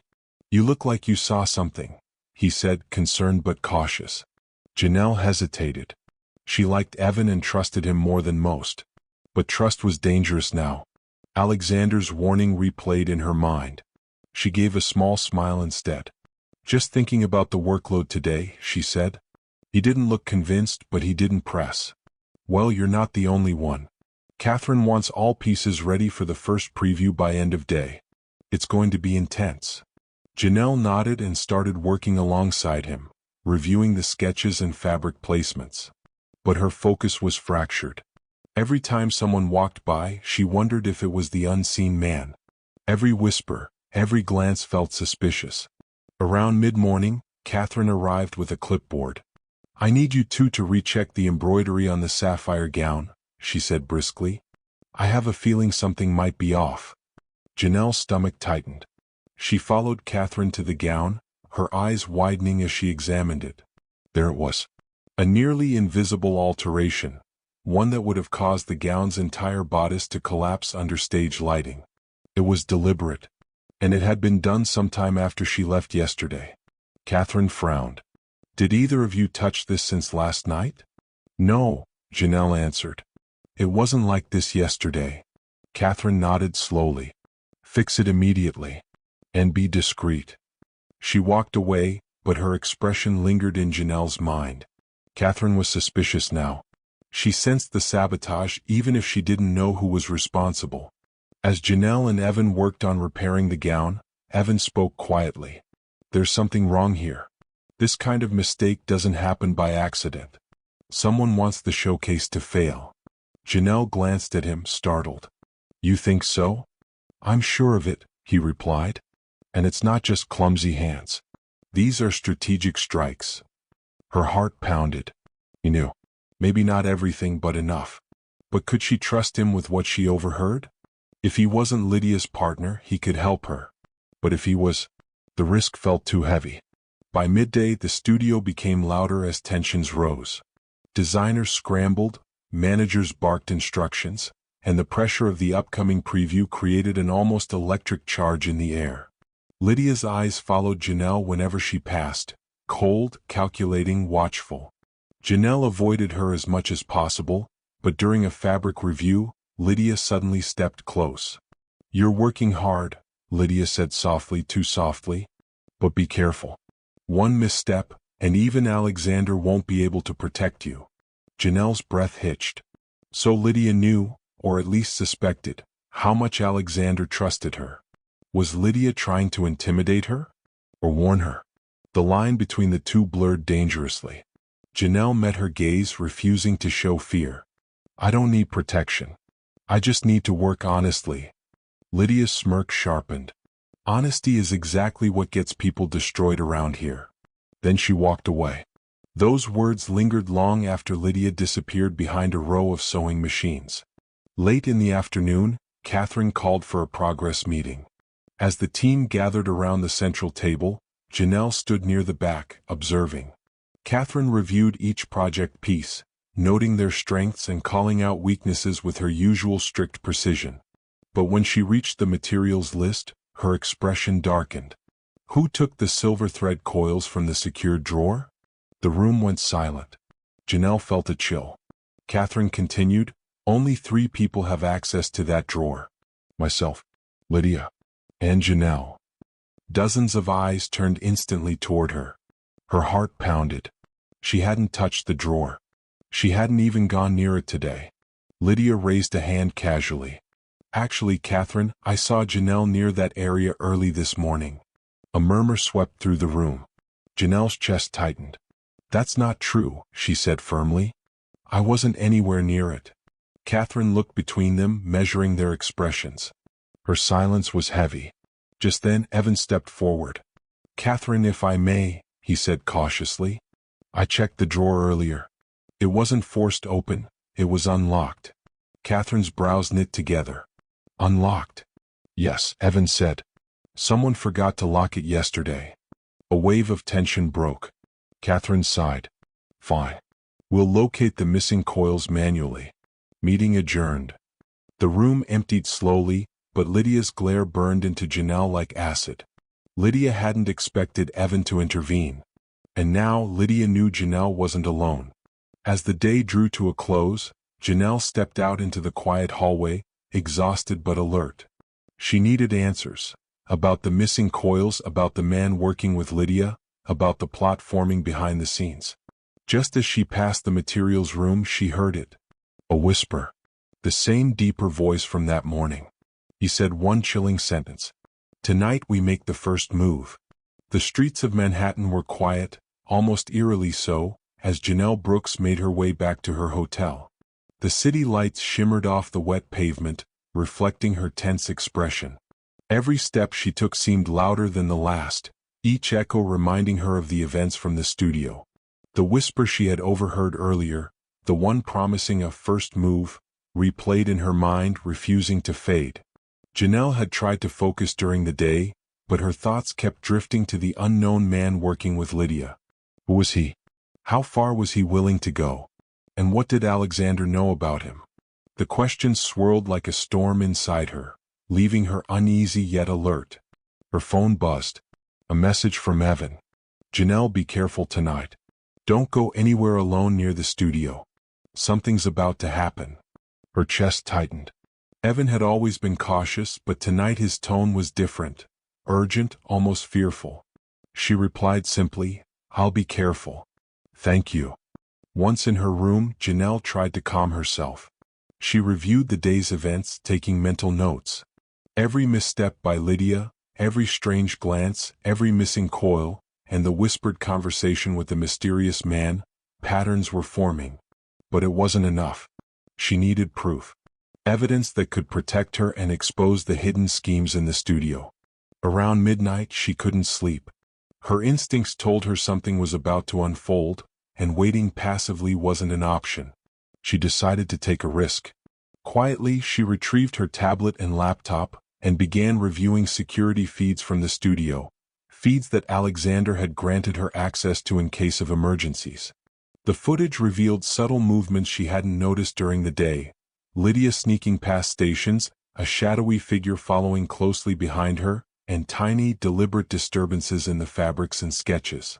Each frame confirmed her suspicion. Tonight would not be an ordinary night at Pierce Tower. A soft chime interrupted her analysis. Another message from Evan. I know you're awake. I can't come to the studio, but I've left a backup keycard in the lobby locker. Trust no one else. Janelle's heart pounded. Evan's caution confirmed that the threat was immediate. She grabbed the keycard, zipped her bag, and left the hotel silently. The streets were empty, the only sound her shoes hitting the wet pavement. Each step felt heavier as adrenaline coursed through her veins. Pierce Tower loomed ahead, tall and imposing. Its windows reflected the scattered lights of the city, giving the building an almost ethereal glow. Janelle used the keycard to access a side entrance, one she knew Lydia rarely used. The interior was dark, the silence broken only by the faint hum of the air conditioning. She moved cautiously, her eyes scanning every corner. The security footage she had reviewed earlier guided her, highlighting areas where the mysterious man had appeared. Her footsteps were careful, deliberate, silent. Then she heard it, a soft metallic click. Janelle froze, crouching behind a stack of fabric rolls. Through the shadows, she saw Lydia enter the room, followed by the mysterious man. His face was partially obscured by darkness, but his presence was unmistakable. He moved with precision, confident in his role, while Lydia's eyes darted around nervously. "You've done well," he said in a low voice. "But tonight she must not reach Alexander. We can't risk her exposing everything." Janelle's stomach dropped. "Not reach Alexander?" Lydia's tone was sharper than before. "I've done everything I can to delay her. The gowns, the materials, it's only a matter of time before she notices. But she's clever, too clever. We may need to act faster than we planned." The man stepped closer to a small control panel near the center of the room. He began manipulating switches, the dim lights flickering as the machines whirred to life. Janelle realized with horror that this wasn't just sabotage of the gowns. This was a calculated attempt to disrupt the studio's operations entirely, potentially ruining the showcase and discrediting everyone who worked there. Her mind raced. She had to stop them, but she couldn't confront both Lydia and the man directly. The risk was too high. She glanced around for something, anything, to give her leverage. Her eyes landed on a portable tablet that controlled the studio's environmental settings: temperature, lighting, and humidity. If she could access it, she might be able to create a distraction, buying herself a few crucial seconds. She crept closer, silent as a shadow, heart pounding in her chest. Just as her fingers touched the tablet, Lydia turned sharply, her eyes narrowing. "Who's there?" Janelle froze, caught off guard. But before Lydia could move further, a sudden alarm blared. Lights flickered wildly, and the machines emitted a loud, grinding sound. The mysterious man cursed, fumbling to regain control. Janelle had acted instinctively, triggering a preset emergency override she had discovered on the tablet earlier. Chaos erupted in the studio. Sheets of fabric were thrown about by the ventilation system, alarms blared, and shadows scattered across the room. Lydia shouted in frustration, turning to the man. "What did you do?" "This wasn't supposed to happen," he yelled back, panic in his voice. Janelle used the distraction to slip deeper into the shadows, moving toward the stairwell. Her mind raced. She needed to get evidence. Photos, recordings, anything that could confirm what she had just witnessed. As she crept toward a security camera panel, she felt a hand grab her arm. Spinning around, she found herself face to face with Lydia, who was seething. "You think you can play me?" Lydia hissed. "You're going to regret this." Janelle met her gaze steadily. "Not if I stop you first." Before Lydia could react further, another shadow appeared behind her, the mysterious man, now aware of Janelle's interference. But Janelle's resolve was stronger than her fear. She activated the emergency override fully, locking the control room doors and sealing the studio temporarily. Lydia and the man were trapped momentarily, their frustration palpable. Janelle seized the opportunity, snapping photos of Lydia and the man near the sabotaged machines. Every image, every angle, every movement was captured as evidence. Her chest heaved as adrenaline surged. She had taken a dangerous risk, and it had worked. But as she turned to leave the control room, a chilling realization struck her. The mysterious man had been planning something far more dangerous than she had imagined. This was only the beginning. The whisper she had heard earlier replayed in her mind. "Tonight we make the first move." She had survived it. But the real battle, against deception, betrayal, and hidden enemies, was only beginning. Janelle Brooks finally returned to her hotel, drenched from the city's persistent drizzle, her nerves frayed but her determination sharper than ever. The events at Pierce Tower that night replayed in her mind. The shadows, the whispered plotting, the sabotage, and the tablet override that had given her just enough time to capture evidence. But even as her adrenaline subsided, a gnawing fear remained. Tonight had proven just how dangerous Lydia and the mysterious man were, and Janelle knew that Alexander's showcase was now under a threat more calculated than anything she had anticipated. She didn't have much time to dwell. Alexander had made it clear from the start. Vigilance was constant, and the challenges were relentless. Her phone buzzed with a message from Evan. "Check the lobby in 30 minutes. I left something for you. Trust no one else." Janelle frowned. She trusted Evan more than anyone in the studio, but tonight's events had proven how quickly trust could be manipulated. Still, Evan had proven reliable before, and if anyone could provide a lifeline, it would be him. She grabbed her coat and left the hotel, navigating the slick streets with caution. The lobby locker was tucked discreetly near the entrance, and inside she found a small envelope. Her fingers trembled slightly as she opened it. Inside was a USB drive and a folded note. "Janelle, this contains all the studio's internal communications and security footage from the past month. Use it wisely. There's someone here who wants you to fail, but you don't have to fight alone." Her pulse quickened. Evan had anticipated her need for evidence and protection, and this USB drive could be the key to exposing Lydia's sabotage and the man who worked with her. She stuffed it into her bag, realizing that this small act of foresight might just be the turning point she needed. Back in her hotel room, she plugged in the USB drive. Her laptop screen filled with dozens of files, emails, messages, internal memos, and security footage from the studio. Every interaction, every suspicious movement, every whispered conversation was now documented. Hours passed as she sifted through the files, her eyes scanning for anomalies, cross-referencing events from the past week. It didn't take long to find patterns. Lydia had been systematically disrupting projects, coordinating with the mysterious man, and manipulating other designers and assistants to cover her tracks. But one file stood out, a series of encrypted messages between Lydia and the man. Janelle hesitated before opening it, realizing that she was about to confirm the scope of the threat. Her heart raced as she decrypted the messages. The man's name appeared: Damien Cross, a former design consultant with a reputation for ruthlessness and manipulation. His messages to Lydia detailed strategic moves to sabotage key projects, delay critical work, and undermine rising talent. The final message was particularly chilling. "Tonight's disruption is only the beginning. The showcase will fail unless we act decisively. Janelle must be stopped before Alexander fully trusts her." Janelle's breath caught. Damien wasn't just an accomplice. He was the mastermind orchestrating sabotage from behind the scenes. Lydia had been his tool, but Damien's plan extended far beyond simple interference. Her mind raced. She needed a plan, and fast. She couldn't confront Damien and Lydia directly. They were too powerful, too entrenched, and the risk of exposure too high. But with Evan's USB drive, she now had the leverage to fight back. Evidence, documentation, and security footage could protect her and turn the tide. Just as she was organizing the files, her phone rang. It was Evan. "Did you get it?" he asked quietly, urgency in his voice. "I did," Janelle replied. "I see everything. Damien, he's worse than we thought. And Lydia is only part of it." "I know," Evan said. "We have an advantage now. But you need an ally inside the studio. Someone who can help you without drawing suspicion." "I have someone in mind.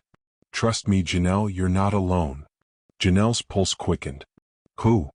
"Meet me at the cafe across from Pierce Tower in an hour," he said. "I'll explain everything in person. And Janelle, be careful. Damien won't wait." The cafe was small, tucked between towering office buildings. Inside, the dim lighting created a sense of privacy, shielding conversations from prying eyes. Evan arrived moments later, his expression tense. "There's someone you need to meet," he said, nodding toward a table in the back. Janelle's heart thudded as a figure stood and approached. It was Sophia Lane, a senior designer she had seen at the studio but never spoken to extensively. Sophia was composed, with a quiet confidence that suggested she noticed far more than she let on. "I've been following the sabotage," Sophia said softly. "I've seen Damien and Lydia's work, and I've kept quiet until now. I'm not on their side. I want to help you." Janelle felt a mix of relief and suspicion. "Why now? Why reveal yourself?" Sophia hesitated. "Because Damien's plan is bigger than anyone realizes. If he succeeds, the showcase will be ruined, and Alexander's trust in all of us will be shattered. You have the skill and the drive to expose him, but you'll need support. That's why I'm here." Janelle nodded, feeling a surge of hope. With Sophia and Evan, she had allies she could trust, and with the USB drive, she had the evidence needed to confront the sabotage. Evan leaned in. "We need a strategy. First, we gather more concrete evidence. Second, we isolate Damien and Lydia without alerting them. And third, We prepare to present everything to Alexander before any irreversible damage is done. Janelle's mind raced, absorbing the weight of their plan. She realized the battle wasn't just about designs or studios, it was about trust, loyalty, and survival.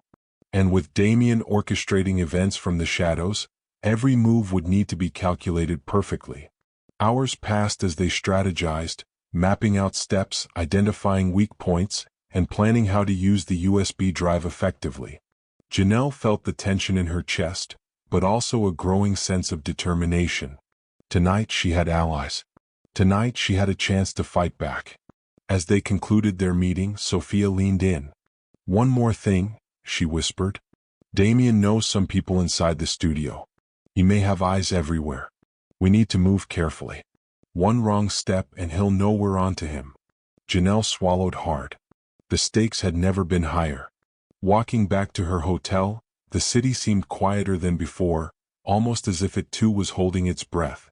She thought about Damien, Lydia, and the threat that lingered in the shadows of Pierce Tower.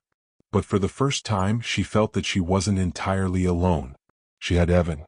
She had Sophia. And she had a plan.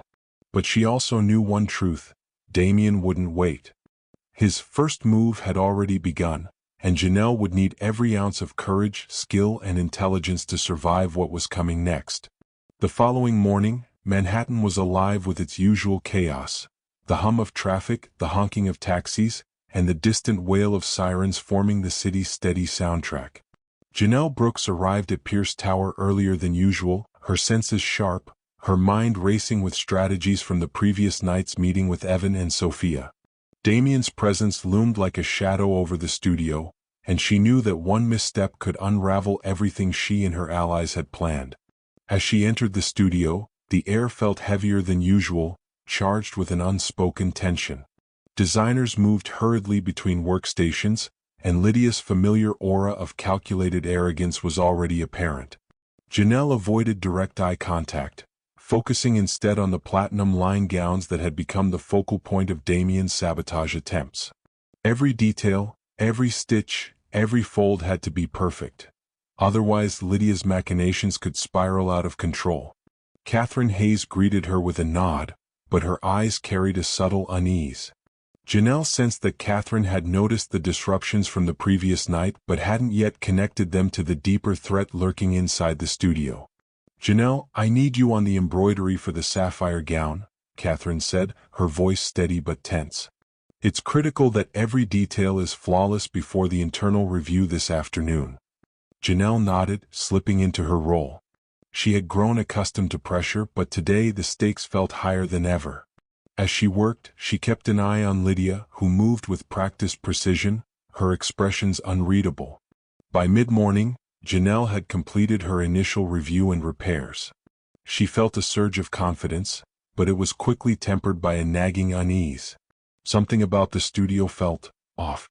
The usual rhythm of work had been disrupted, as if someone had shifted the patterns of movement and energy, waiting for the perfect moment to strike. Her instincts were right. Around 11 a.m., a sudden alert came from the studio's internal messaging system. "All designers to the main conference room immediately. Urgent update from Alexander." Janelle's pulse quickened. Alexander rarely summoned the entire team without a clear reason. Was this a routine check-in, or was Damien orchestrating a trap? As the designers gathered, Janelle noticed subtle glances exchanged between Lydia and a few assistants. Something was brewing. The tension was almost tangible, coiling like a snake ready to strike. Alexander appeared on the video feed, his usual calm authority present but tinged with concern. "Team," he began, "I've been made aware of potential discrepancies in the platinum line. We have reason to believe there's intentional interference. I need everyone to remain vigilant and report any suspicious activity immediately." Janelle's heart sank. Alexander's announcement was professional, but the subtext was clear. Someone had already taken a step too far. As the meeting dispersed, Janelle felt a subtle pressure in the back of her mind, the sense that she was being watched. She returned to the sewing floor, but every movement now carried the weight of potential exposure. Suddenly the lights flickered. A low hum reverberated through the studio, followed by a mechanical grinding sound. Designers froze, looking around in alarm. Janelle's instincts kicked in instantly. "This is it," she whispered under her breath. Damien's first move. From the shadows, Lydia stepped forward with a calculated smile. "Looks like the team is unsettled," she said lightly. "Hope everyone brought their best game today." Janelle narrowed her eyes. Lydia's casual demeanor was a mask, one she had worn countless times before. But this time, Janelle suspected it concealed something far more dangerous. Then came the first clear sign of sabotage. The sewing machines controlling the platinum line gowns began malfunctioning, stitching erratically, skipping patterns, and threatening to ruin the delicate fabrics. Panic rippled through the studio.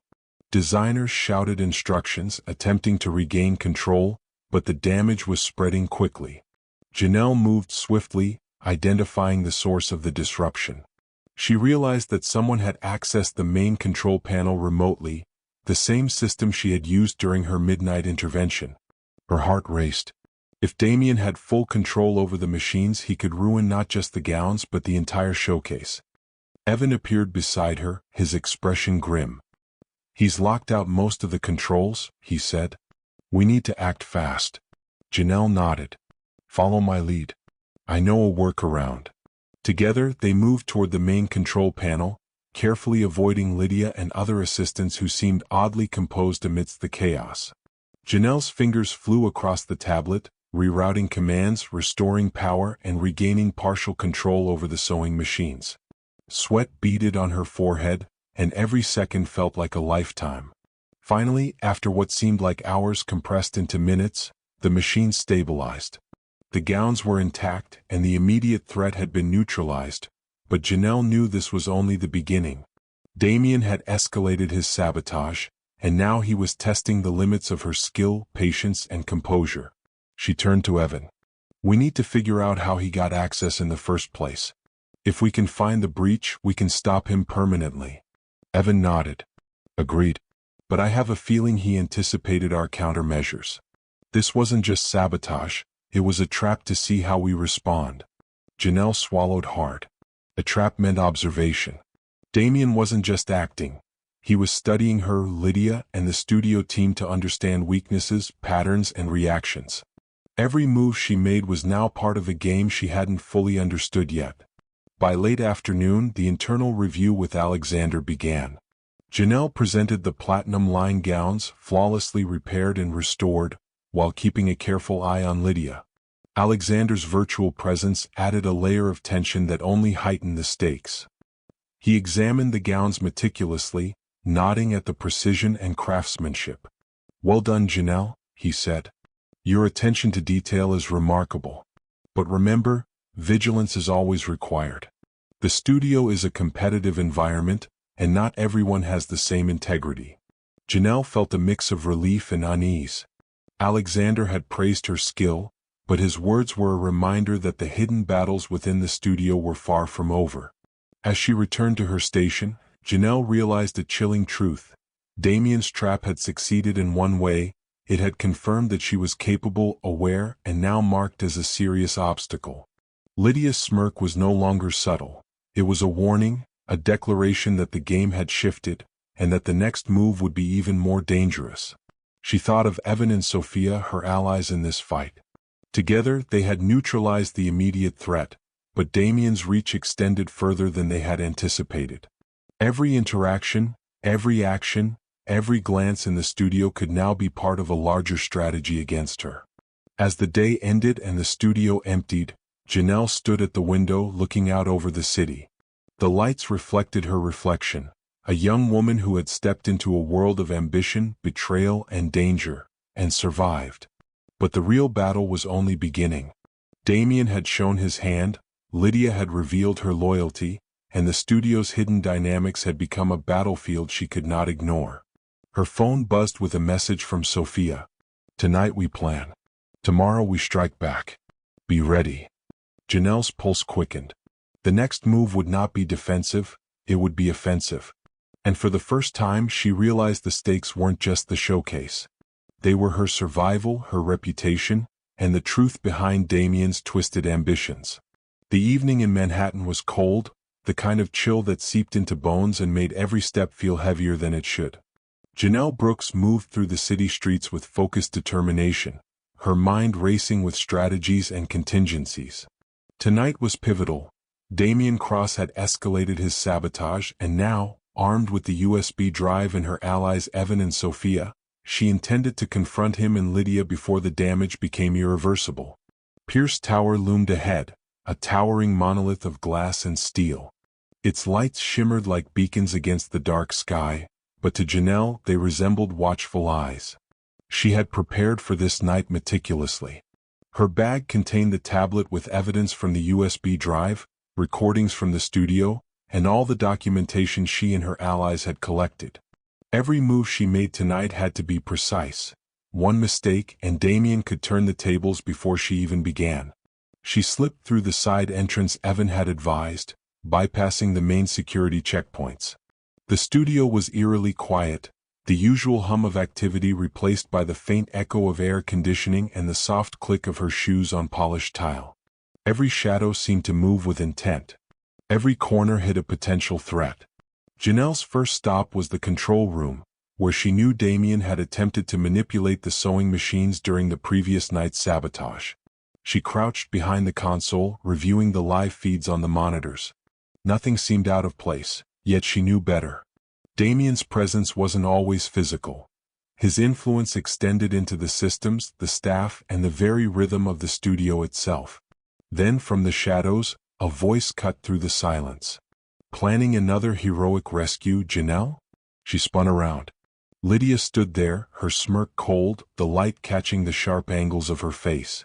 Behind her, Damian stepped out of the shadows, his expression calm, almost unnervingly so.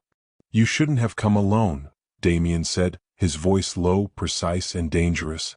Janelle squared her shoulders, refusing to show fear. "I didn't come alone," she replied, just as Evan and Sophia emerged from the opposite corridor, flanking her like silent guardians. Lydia's smirk faltered slightly, but only for a moment.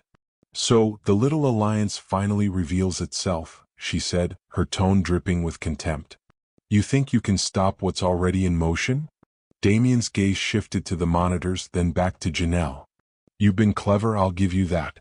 But cleverness alone won't save you tonight." Janelle's heart raced. She knew Damian was dangerous, not reckless, not impulsive, but methodical.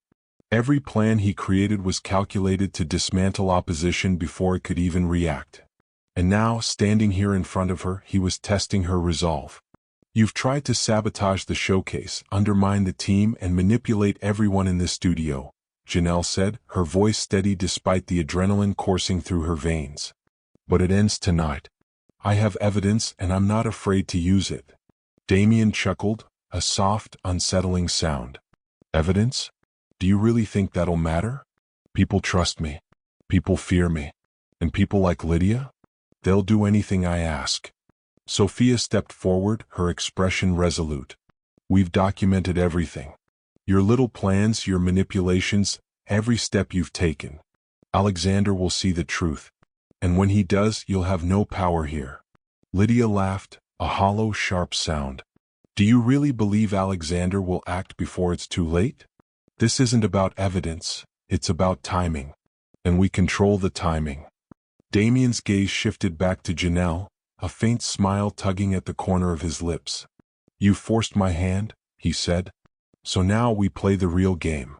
Suddenly the studio lights flickered, then went out entirely, plunging the room into darkness. Panic rippled instinctively through the air, even though Janelle, Evan, and Sophia were prepared. She activated the flashlight on her tablet, scanning the room. Shadows moved at the edges of her vision. A loud metallic clang echoed from the far side of the room. Janelle froze. Damian's plan was unfolding even as he spoke. The lights were not just a blackout, they were a distraction. Somewhere in the darkness, he had set a trap designed to corner her and her allies. "Split up," Damian commanded, his voice cutting through the shadows. "Catch her. Stop them before they ruin everything." From the darkness, two assistants, previously loyal to Damian, emerged, moving toward Janelle with sudden aggression. Her heart raced, but she was ready. Evan and Sophia moved in coordination, blocking paths, redirecting the attackers, and creating space for Janelle to advance toward the main console. She quickly accessed the tablet, uploading the files from the USB drive to a secure cloud folder, ensuring that Alexander could see everything in real time. Each second counted. Damien's men were closing in, but she had prepared contingencies for exactly this scenario. Then, from the shadows, Lydia lunged, attempting to snatch the tablet from Janelle's hands. The struggle was brief but intense. Janelle's adrenaline surged, and with a swift maneuver she had practiced countless times in simulation, she twisted away, holding onto the tablet. Damien emerged from behind a row of machines, moving toward her with an almost predatory calm. "You've proven resourceful," he said. "But now you'll see why I always stay 3 steps ahead." Before he could reach her, Sophia stepped forward, brandishing a small fire extinguisher as a makeshift weapon. Damien paused, assessing the threat, giving Janelle just enough time to activate the final override on the main control panel. Lights flickered back on. Alarms blared. And a locked security protocol trapped Damien and Lydia in the central room for several crucial seconds. Janelle, Evan, and Sophia moved quickly, retreating to the side corridor. "We've bought enough time," Janelle said, panting. "But this isn't over. Damien knows we're onto him. He'll strike again and harder." Evan nodded grimly. "Tonight we survived. But we need a plan to expose him publicly before he can recover. The showcase is the final stage.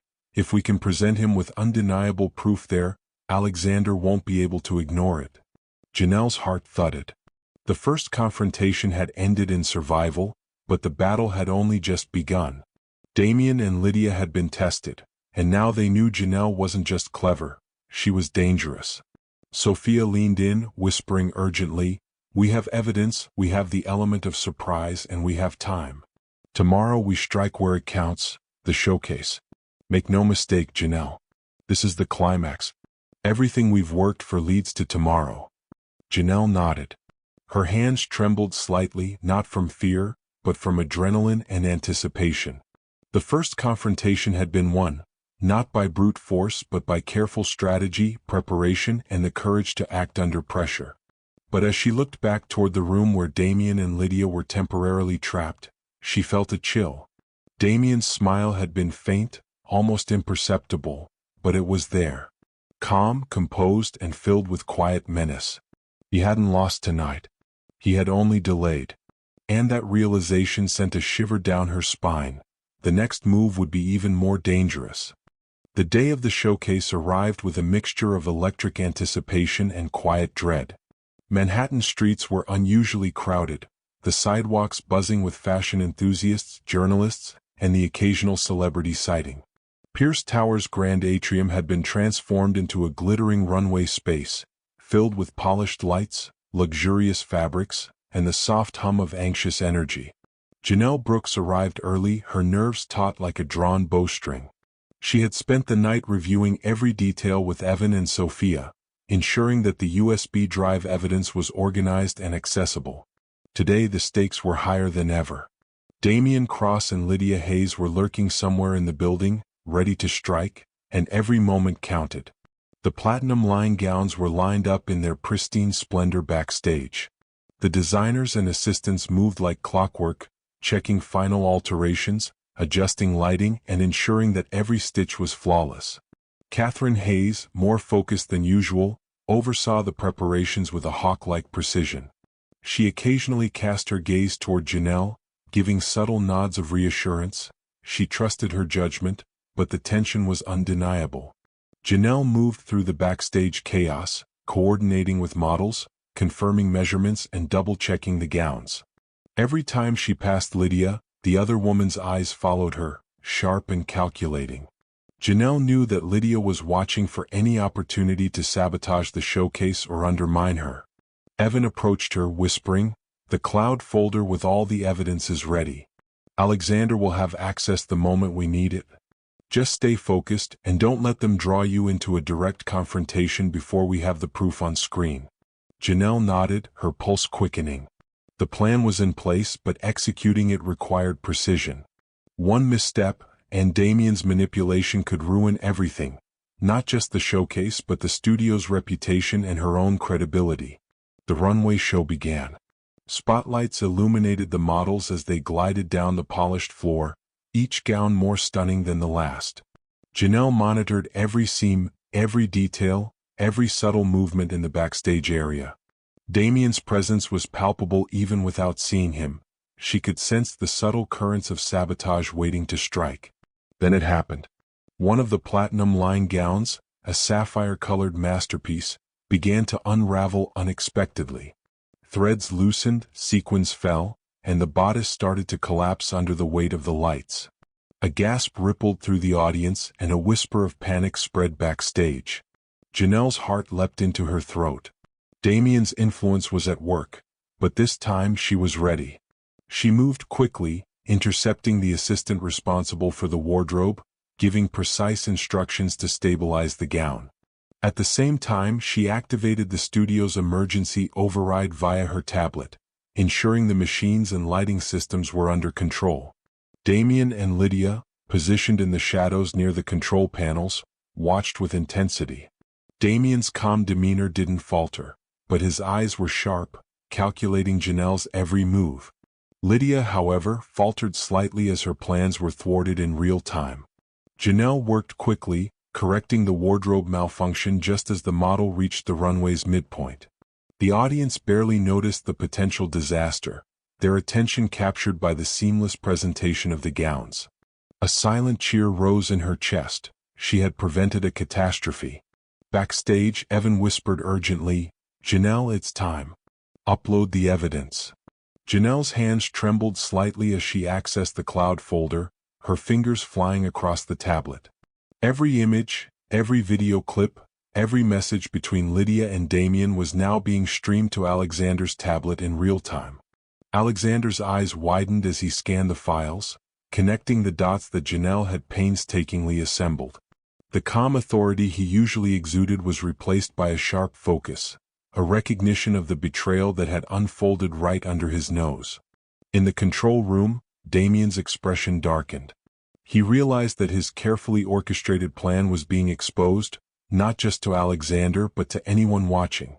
Lydia's smirk vanished, replaced by a tense frown. Alexander leaned forward, addressing the livestream monitors. "This is unacceptable. I want all security footage, all communications, and the responsible parties identified immediately. This is a breach of trust and it will be addressed." The air backstage shifted. Damien's advantage had vanished, replaced by exposure. Lydia's attempts to intimidate and manipulate were neutralized, and Janelle's quick thinking had ensured the showcase continued flawlessly. But Damien wasn't defeated yet. He took a subtle step toward the control panels, his fingers brushing over the emergency switches. Janelle caught the movement from the corner of her eye. "Not tonight," she muttered under her breath, intercepting his hand and activating a secondary lock on the system. Damien froze, his plan for a final sabotage halted mid-action. Sophia, standing beside her, whispered, "We've got him trapped. But he's not done plotting. Be ready for the fallout." The remainder of the showcase proceeded without further incident. Each model displayed the platinum line with elegance and poise, the audience captivated by the flawless presentation. Janelle moved discreetly, ensuring that every gown remained perfect, while keeping an eye on Damien and Lydia's reactions. Finally, as the last model walked the runway and applause erupted through the grand atrium, Janelle allowed herself a brief exhale. The immediate danger had been contained. The showcase was a success, and Alexander now had tangible proof of the sabotage attempts. Alexander appeared backstage moments later, his expression a mixture of relief and gratitude. "Janelle," he said, "what you did today, you saved this showcase and you exposed the truth. I can't thank you enough. But be aware, there may still be consequences and Damien isn't finished. He'll regroup." Janelle nodded, her mind already calculating the next steps. Damien had been confronted and exposed, but the battle wasn't over. Lydia's loyalty to him and the hidden allies within the studio meant that vigilance would be required long after tonight. As the audience dispersed, Janelle, Evan, and Sophia regrouped in a quiet corner. "We did it," Evan said quietly. "But Damien will strike back. We need to be ready for his next move." Janelle glanced at Sophia, her resolve solidifying. "Then we prepare. Tonight he's exposed. Tomorrow, we end this for good." The city outside shimmered under the evening lights, oblivious to the hidden war that had played out within Pierce Tower. But for Janelle, Evan, and Sophia, the battle was only beginning. The first confrontation at the showcase had revealed the true extent of Damien's schemes, and the final twist was still to come. The morning after the successful showcase, Manhattan buzzed with headlines praising Alexander Pierce's fashion empire and the flawless execution of the Platinum Line. Yet behind the glittering lights, the war within Pierce Tower was far from over.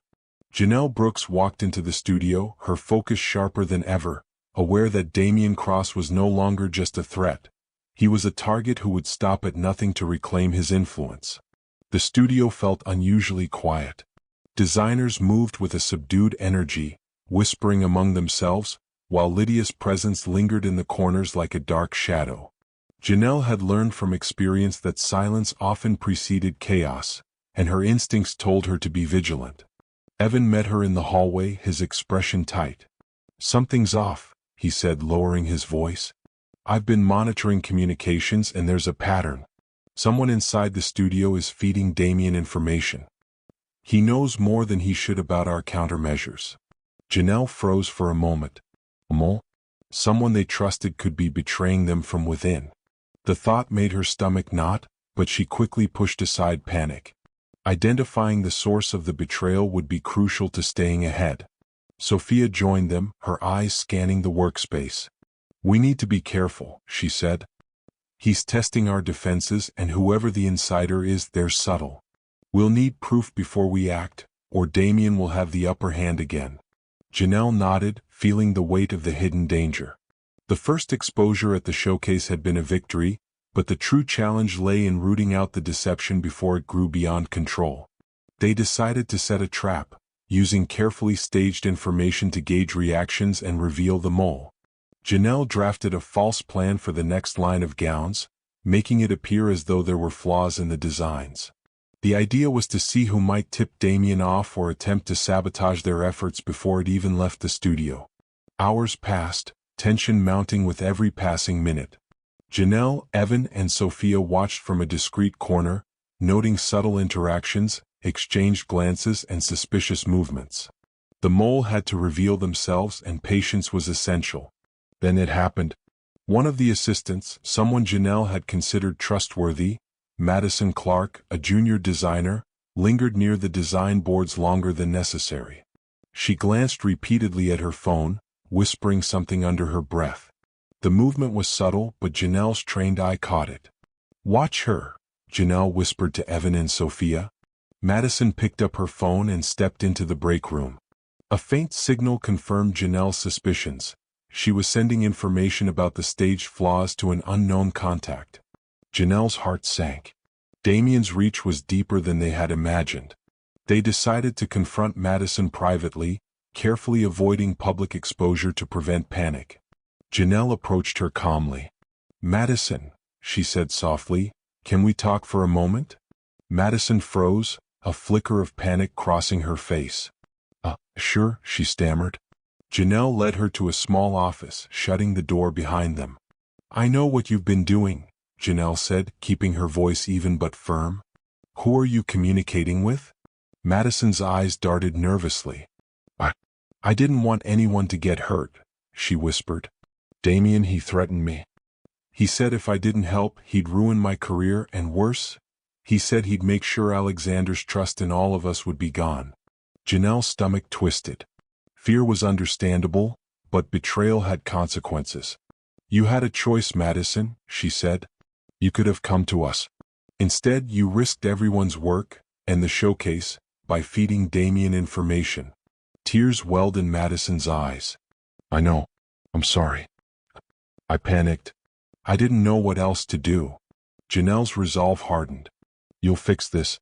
You'll help us undo every bit of sabotage you've enabled."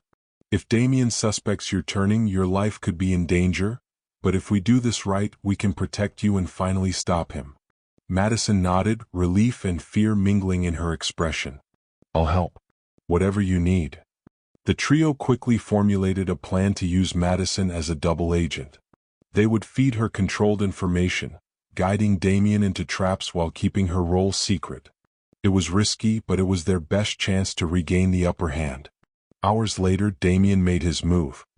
He believed he was receiving insider intel from Madison, unaware that Janelle, Evan and Sophia were orchestrating the countermeasures. A subtle disruption in the sewing machines, an orchestrated delay, and a controlled exposure of a design flaw all pointed to the trap they had set. Damien's reaction was immediate and furious. He stormed into the studio, scanning for signs of interference, his face a mask of rage and disbelief. How did they know? He muttered, almost to himself. No, this can't be. Lydia, standing beside him, hesitated. I don't know, she said, uncertainty creeping into her usual confidence. Janelle watched carefully from the corner, her heart pounding. The trap was working. Damien's arrogance, which had fueled his schemes, was now his weakness. Every move he made to regain control only tightened the net around him. Evan whispered, "This is it. Now we expose him fully." Janelle nodded. They had the evidence, the controlled chaos, and now Damien was reacting exactly as they had predicted. Madison, hidden from Damien's view, confirmed each step, feeding the necessary intel to maintain the illusion. By the end of the day, Damien's influence had been neutralized in the studio. Lydia, shaken by the exposure and realization of the trap, retreated, leaving Damien isolated. Alexander was notified, receiving detailed proof of the sabotage, the communications with Madison, and the full scope of Damien's manipulation. Janelle exhaled, a mix of relief and anticipation flooding her. The first major betrayal within the studio had been revealed, the mole had been turned, and Damien's carefully constructed web of control was beginning to unravel. But even in victory, a shadow lingered. Damien was not defeated. He was contained, but containment could only hold for so long. Lydia's loyalty, the network of allies still in the shadows, and the psychological games Damien would undoubtedly employ meant that the next move could be even more dangerous. As Janelle prepared to leave the studio, she received a message from an unknown number. "You've won this round, but the game isn't over. Watch your back." Her pulse quickened. Damien had more cards to play, and the final twists of the story were still ahead. The night settled over Manhattan like a heavy velvet curtain, its streets glowing with reflections of neon lights and the occasional taxi horn echoing in the distance. Janelle Brooks walked briskly toward Pierce Tower, her mind a whirlwind of strategy, anticipation, and anxiety. Tonight was critical. Damien Cross had been partially exposed, the mole neutralized, and the showcase completed successfully, but Janelle knew that the psychological games were only beginning. Inside the studio, the atmosphere was tense. The designers were exhausted, yet alert, as if they sensed the invisible weight of Damien's schemes still lingering among them. Janelle, Evan, and Sophia gathered near the control room, reviewing the plans for the evening's final measures. They had carefully crafted a strategy to expose Damien fully, not just to Alexander but to everyone in the studio. Evan leaned in, whispering, "He's going to try something unexpected. He knows he's losing and desperate people make dangerous moves." Janelle nodded. She had learned that Damien's true strength wasn't physical, it was psychological. Every step, every decision, every whispered threat had been calculated to destabilize his opponents. Tonight, she needed to stay ahead in a game that wasn't just about sabotage, it was about manipulating perception, trust, and fear. The team split into their positions. Sophia was stationed near the main workstation, ready to monitor Damien's attempts at interference. Janelle and Evan moved toward the control panels, their eyes scanning the security feeds, the studio communications, and the floor where the platinum line gowns were staged for review. Then it began. A subtle disturbance in the lighting caught Janelle's attention. The spotlights flickered in a pattern too precise to be accidental. Damien was attempting to unsettle the team, to create confusion and hesitation. It was the kind of psychological manipulation he excelled at, provoking panic without ever showing his face directly. Janelle steadied herself, activating the emergency lighting override she had learned from the previous encounters. The room stabilized, the flickering halted, and the studio returned to a controlled state. But Damien wasn't finished. A message appeared on the internal system, seemingly from a trusted source. Janelle, step away from the main control panel. You're making a mistake. Janelle's eyes widened. The message was designed to shake her confidence, to make her doubt herself. She knew immediately it was Damien, using psychological tactics rather than direct sabotage. Ignore it, Evan whispered, leaning close. It's a trap. He's trying to provoke you. Janelle's fingers flew over the tablet, routing systems, confirming schedules, and ensuring the gowns were secure. Damien's message was clever, exploiting trust, but it was ineffective against someone who had prepared for deception at every turn. Then came the real twist, a voice from the studio floor, familiar yet unexpected. Janelle, you need to see this. She turned to find Madison, her face pale but resolute, holding a tablet with real-time footage. Damien was not on site. Instead, he was controlling systems remotely, manipulating not only the lighting but also fabric tension monitors, sewing machines, and stage elements. The extent of his reach was greater than they had imagined. He's watching every move, Madison whispered. He knows exactly what you're doing and he's anticipating your responses. Janelle took a deep breath. Damien had been outsmarted in the physical space, but his psychological influence had expanded beyond the studio walls. The revelation was chilling. He had orchestrated a network of indirect control, designed to make them question every decision, every trust, every step. But Janelle had learned from Damien's earlier mistakes. Anticipation and strategy were her weapons. She quickly devised a countermeasure, controlled exposure. By allowing Damien to think he still had influence, they could manipulate his actions, revealing his plans fully without alerting him to their awareness. Sophia coordinated with Madison and Evan, feeding selective information to the systems Damien monitored. Each input was deliberate, designed to provoke specific reactions, ensuring that Damien's manipulations would be traced back to him conclusively. The psychological battle reached its peak when Damien initiated a remote override, attempting to shut down the control panels entirely. The lights dimmed, the sewing machines trembled, and a low alarm echoed through the studio. Panic flickered briefly across the team's faces, but Janelle remained calm, guiding the response with precision. Evan, Sophia, follow the protocol, she ordered. Let him think he's winning. We expose him at the moment he overplays. The tension was palpable. Every second was a calculated risk. Damien, confident in his indirect control, had underestimated Janelle's foresight. As the systems fluctuated, Madison fed Damien controlled responses, confirming his suspicions that he was dictating the studio's chaos. Then the moment arrived. Janelle triggered the final reveal. Security footage, communications, and Damien's remote commands were projected onto the main monitors in the control room. The team, Alexander included, could see everything: Damien's orchestrations, Lydia's involvement, and the attempts to manipulate the studio operations. The psychological impact was immediate. Damien realized that his indirect control had been anticipated, countered, and exposed in real time. Every calculated move, every attempt at manipulation, was now visible to those he had sought to intimidate. Lydia's expression hardened as well. She had counted on Damien's success to maintain her influence. With the full exposure, her own complicity was undeniable. Janelle exhaled, a wave of relief washing over her.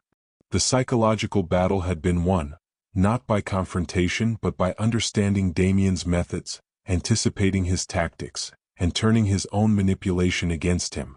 Alexander appeared in person shortly after the reveal, his gaze sharp and approving. "This is thorough," he said, scanning the evidence. "You've protected the studio, the showcase, and exposed the true threat. I'm impressed by your strategy, Janelle. And by your composure." Janelle smiled faintly. "It was a team effort," she said, glancing at Evan, Sophia, and even Madison, who had played a crucial role in the final stage. Damien, realizing the extent of his defeat, disappeared from the feed, temporarily, but the threat lingered. Janelle knew that a clever mind like his wouldn't give up entirely. But for the first time she felt a sense of control over the chaos he had wrought. As the studio settled into a cautious calm, Janelle reflected on the events of the night. Damien's psychological tactics had been as dangerous as his physical sabotage. He had forced them to question their own judgment, test their trust in each other, and challenge their composure under pressure. Yet through strategy, preparation, and teamwork, they had emerged victorious. Her phone buzzed with a message from Evan. "Tonight we rest. Tomorrow we plan for the final move. Damien won't give up easily." Janelle nodded, feeling a mixture of relief and anticipation. The psychological twist had revealed the depth of Damien's schemes, but it had also revealed their own resilience, skill, and capacity to overcome manipulation. The night outside shimmered under city lights, oblivious to the intense mental battles that had unfolded within Pierce Tower. But for Janelle, Evan, Sophia, and even Madison, the fight was far from over. The psychological victory had been won, but the final twist, the ultimate confrontation, was still on the horizon. The following morning, Manhattan was alive with its usual frenetic energy, but inside Pierce Tower, the atmosphere was tense and heavy. Janelle Brooks walked briskly through the studio, her mind a whirl of strategy and caution. The events of the past days, the sabotage, the showcase, the psychological manipulation, had culminated in tonight's planned confrontation. She knew that Damien Cross would make one last attempt, and this time the stakes were higher than ever. Evan and Sophia flanked her as they moved toward the studio's main floor, where the final review of the platinum line gowns was scheduled. The team had been working tirelessly to ensure that every detail was perfect, but the shadows of past sabotage loomed over every seam, every stitch, every display. "Today everything comes together," Sophia whispered, her eyes scanning the room for any irregularities. "Damien won't hold back, and neither can we." Janelle nodded. Her mind was focused, her resolve hardened. Damien had tried to manipulate them, control them, and intimidate them.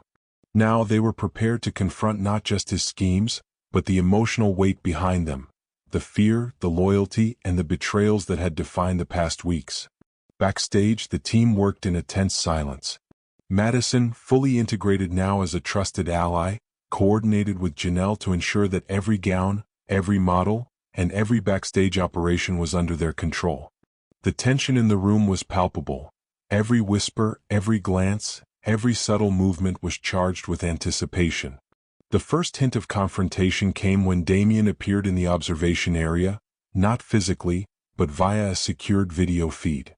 His eyes, calm yet cold, scanned the room as if he could see through every wall, every rack of clothing, every hidden corner.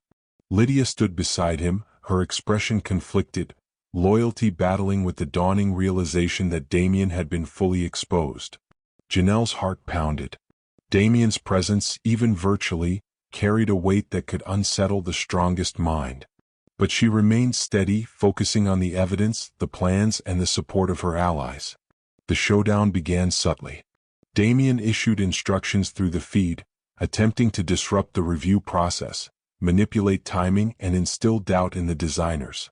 "You've overlooked a crucial detail," he said, his voice measured but authoritative. "If this isn't corrected, the collection will fail." Janelle countered immediately. "We've double-checked every detail. Your attempts to manipulate the team are over, Damien. This is your final warning." A brief silence followed, heavy and charged. Damien's eyes narrowed. Then, unexpectedly, he shifted tactics. Instead of direct manipulation, he targeted emotions. "You think you've won because you exposed me," he said. "But have you considered the people you've hurt? The sacrifices? You're playing with more than gowns and schedules. You're interfering with livelihoods, reputations, and trust. Are you sure everyone is on your side?" Janelle felt a pang of uncertainty. Damien's words were designed to unearth guilt and self-doubt, to fracture her resolve. But she took a deep breath, recalling every obstacle they had overcome, the sabotage, the mole, the psychological games. They had survived because of focus, teamwork, and courage. "Everyone here has a choice," she said, her voice steady. "We're not perfect, but we stand together. And that's how we succeed. Not because of fear, but because of trust." Her words resonated with the team.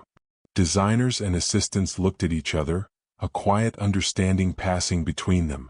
Damien's manipulation was slipping. His psychological hold was faltering. Then came the final emotional blow, the twist Janelle had anticipated. Alexander, present in person this time, addressed the feed. "Damien, your actions have been deliberate, harmful, and deceptive. But the people here, under Janelle's leadership, have demonstrated integrity, resilience, and courage. You're no longer in control." Lydia's expression softened, her loyalty wavering. She finally spoke, her voice trembling. "Damien, I see now. What I thought was loyalty was manipulation. I can't follow this anymore." Damien's reaction was a mixture of disbelief and fury. He had counted on Lydia's unwavering support as a cornerstone of his influence, and now it crumbled before his eyes. Janelle took a cautious step forward. "It's not too late, Lydia. You can help fix the damage, restore trust, and make things right. We need everyone working together to end this properly." Lydia nodded, a mixture of relief and shame crossing her face. "You're right. I want to do the right thing." The final confrontation was not about physical dominance but emotional reckoning. Damien's carefully constructed empire of control was collapsing, piece by piece, as trust, courage, and truth emerged victorious. Madison stepped forward, her voice firm. "I've made mistakes, but I've learned from them. I'll do whatever it takes to help fix this." Evan added, "And we'll support each other. That's what matters." Damien's tactics relied on isolation and fear. "Together we're stronger." Damien's face twisted in frustration. He realized that his plans had not just failed, they had united the team, strengthened their bonds, and exposed every attempt at manipulation. The emotional climax was clear. Damien had underestimated the human element, the power of integrity and collaboration. Alexander nodded toward Janelle, acknowledging her leadership and courage. "This is the turning point. The studio survives because of you and your team. Damien, your time here is over." Damien's screen went dark. The threat was contained, his influence broken, and the studio had endured. For the first time in weeks, Janelle allowed herself to exhale. The tension that had gripped the studio, the fear that had shadowed every step, and the anxiety of the unseen battles all began to lift. Yet even in this moment of triumph, Janelle felt the quiet weight of reflection. The emotional journey had tested her resilience, forced her to confront betrayal, and challenged her ability to trust herself and others. The climax was not just the downfall of Damien, it was the affirmation of courage, integrity, and the human spirit. As the team celebrated quietly, Alexander spoke again. "This experience has been a test, not just of skill, but of character. Janelle, you've proven that leadership, courage, and integrity can overcome manipulation, fear, and deception. The studio owes you everything." Janelle smiled, her eyes scanning the team she had come to trust, including Evan, Sophia, Madison, and even Lydia. Together, they had faced the sabotage, exposed the manipulation, and endured the emotional trials that Damien had laid before them. Outside, the city continued its relentless pace, unaware of the hidden battles that had unfolded within Pierce Tower. But for Janelle, the victory was deeply personal, proof that courage, strategy, and unwavering trust could conquer even the most calculated schemes. The emotional climax was complete.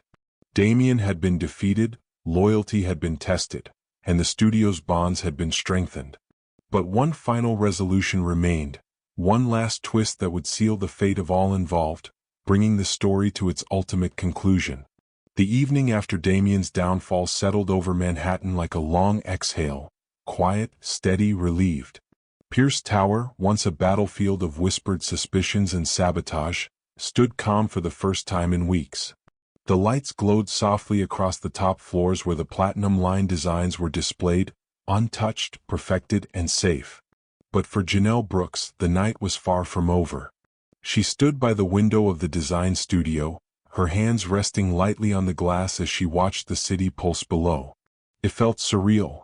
Everything she had survived, everything she had fought through, yet a small knot of uncertainty still tugged at her. Damien Cross was gone, his influence dismantled, his schemes exposed. But loose ends lingered like shadows at the edge of the light. Behind her, footsteps echoed softly. Long day. Alexander Pierce's voice, calm and warm, drifted through the quiet space. Janelle turned. Long few weeks. He gave a soft smile, one that carried more gratitude than words could express. For a moment, they both gazed out at the city, the tension finally dissolving. You saved this studio, Alexander said bluntly. And you saved people's careers, reputations, even relationships. That kind of courage doesn't come often. Janelle shook her head. I didn't do it alone.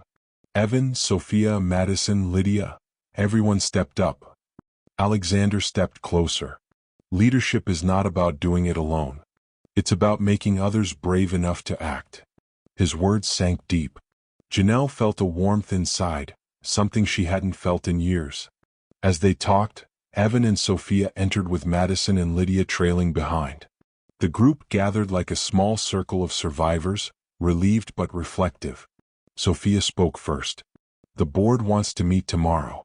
They plan to restore full trust in the studio and honor everyone who helped stop Damien. Madison looked down. I don't expect any praise. I made mistakes. I was scared for my job and I listened to the wrong person. But thank you for letting me fix what I could. Janelle nodded gently. Fear makes people do desperate things. What matters is that you chose the right side. Lydia's eyes were teary. I let Damien control me, but you still gave me a chance to change. I won't forget that. The room filled with a shared understanding, something stronger than relief, unity. The chaos had forged bonds none of them expected.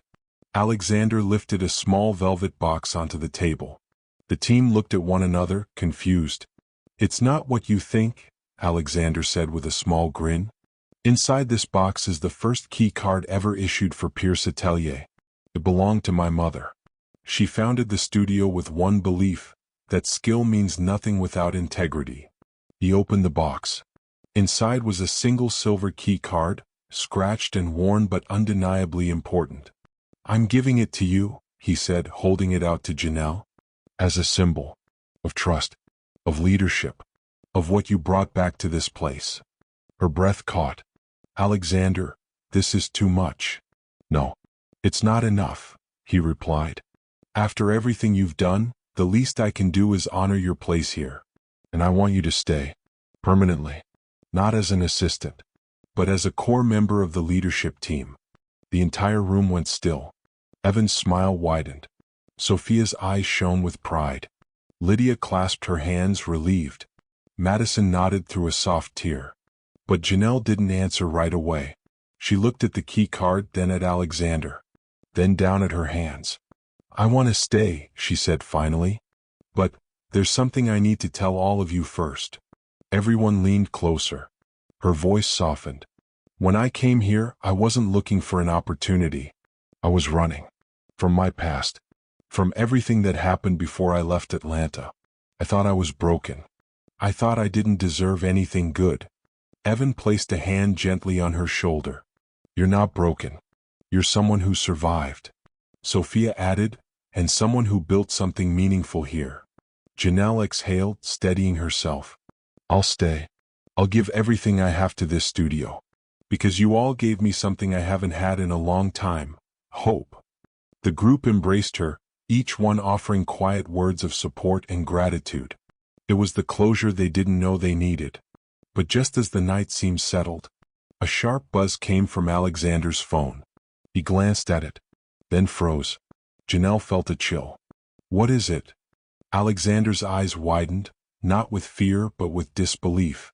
Damien, he didn't disappear. Everyone stiffened. Alexander turned the phone around. On the screen was a new email sent less than a minute ago. Subject line: Authenticity matters. Attached was a single file and a message. You didn't think this was over, did you? You may have won the battle, but the truth is coming. And Janelle, it's about you. Janelle's heart hammered. The room went silent. Sophia whispered, "What truth? What does he know?" Madison gasped softly. Lydia covered her mouth. Evan stepped protectively closer to Janelle. "He's bluffing. He has nothing." But Janelle knew better. Her past, the one she had fled Atlanta to escape, was something she had never fully revealed. And Damien, with his manipulative reach and hunger for leverage, might have found it. Alexander looked at her, eyes firm. "Whatever this is, we face it together." Janelle swallowed hard. "I'm not afraid of my past. Not anymore. If he wants to expose it, let him. The truth won't break what we've built." But inside she felt a tremor. Damien wasn't finished. The studio wasn't fully safe. And the journey she had fought so hard to survive was about to reveal one last unresolved secret.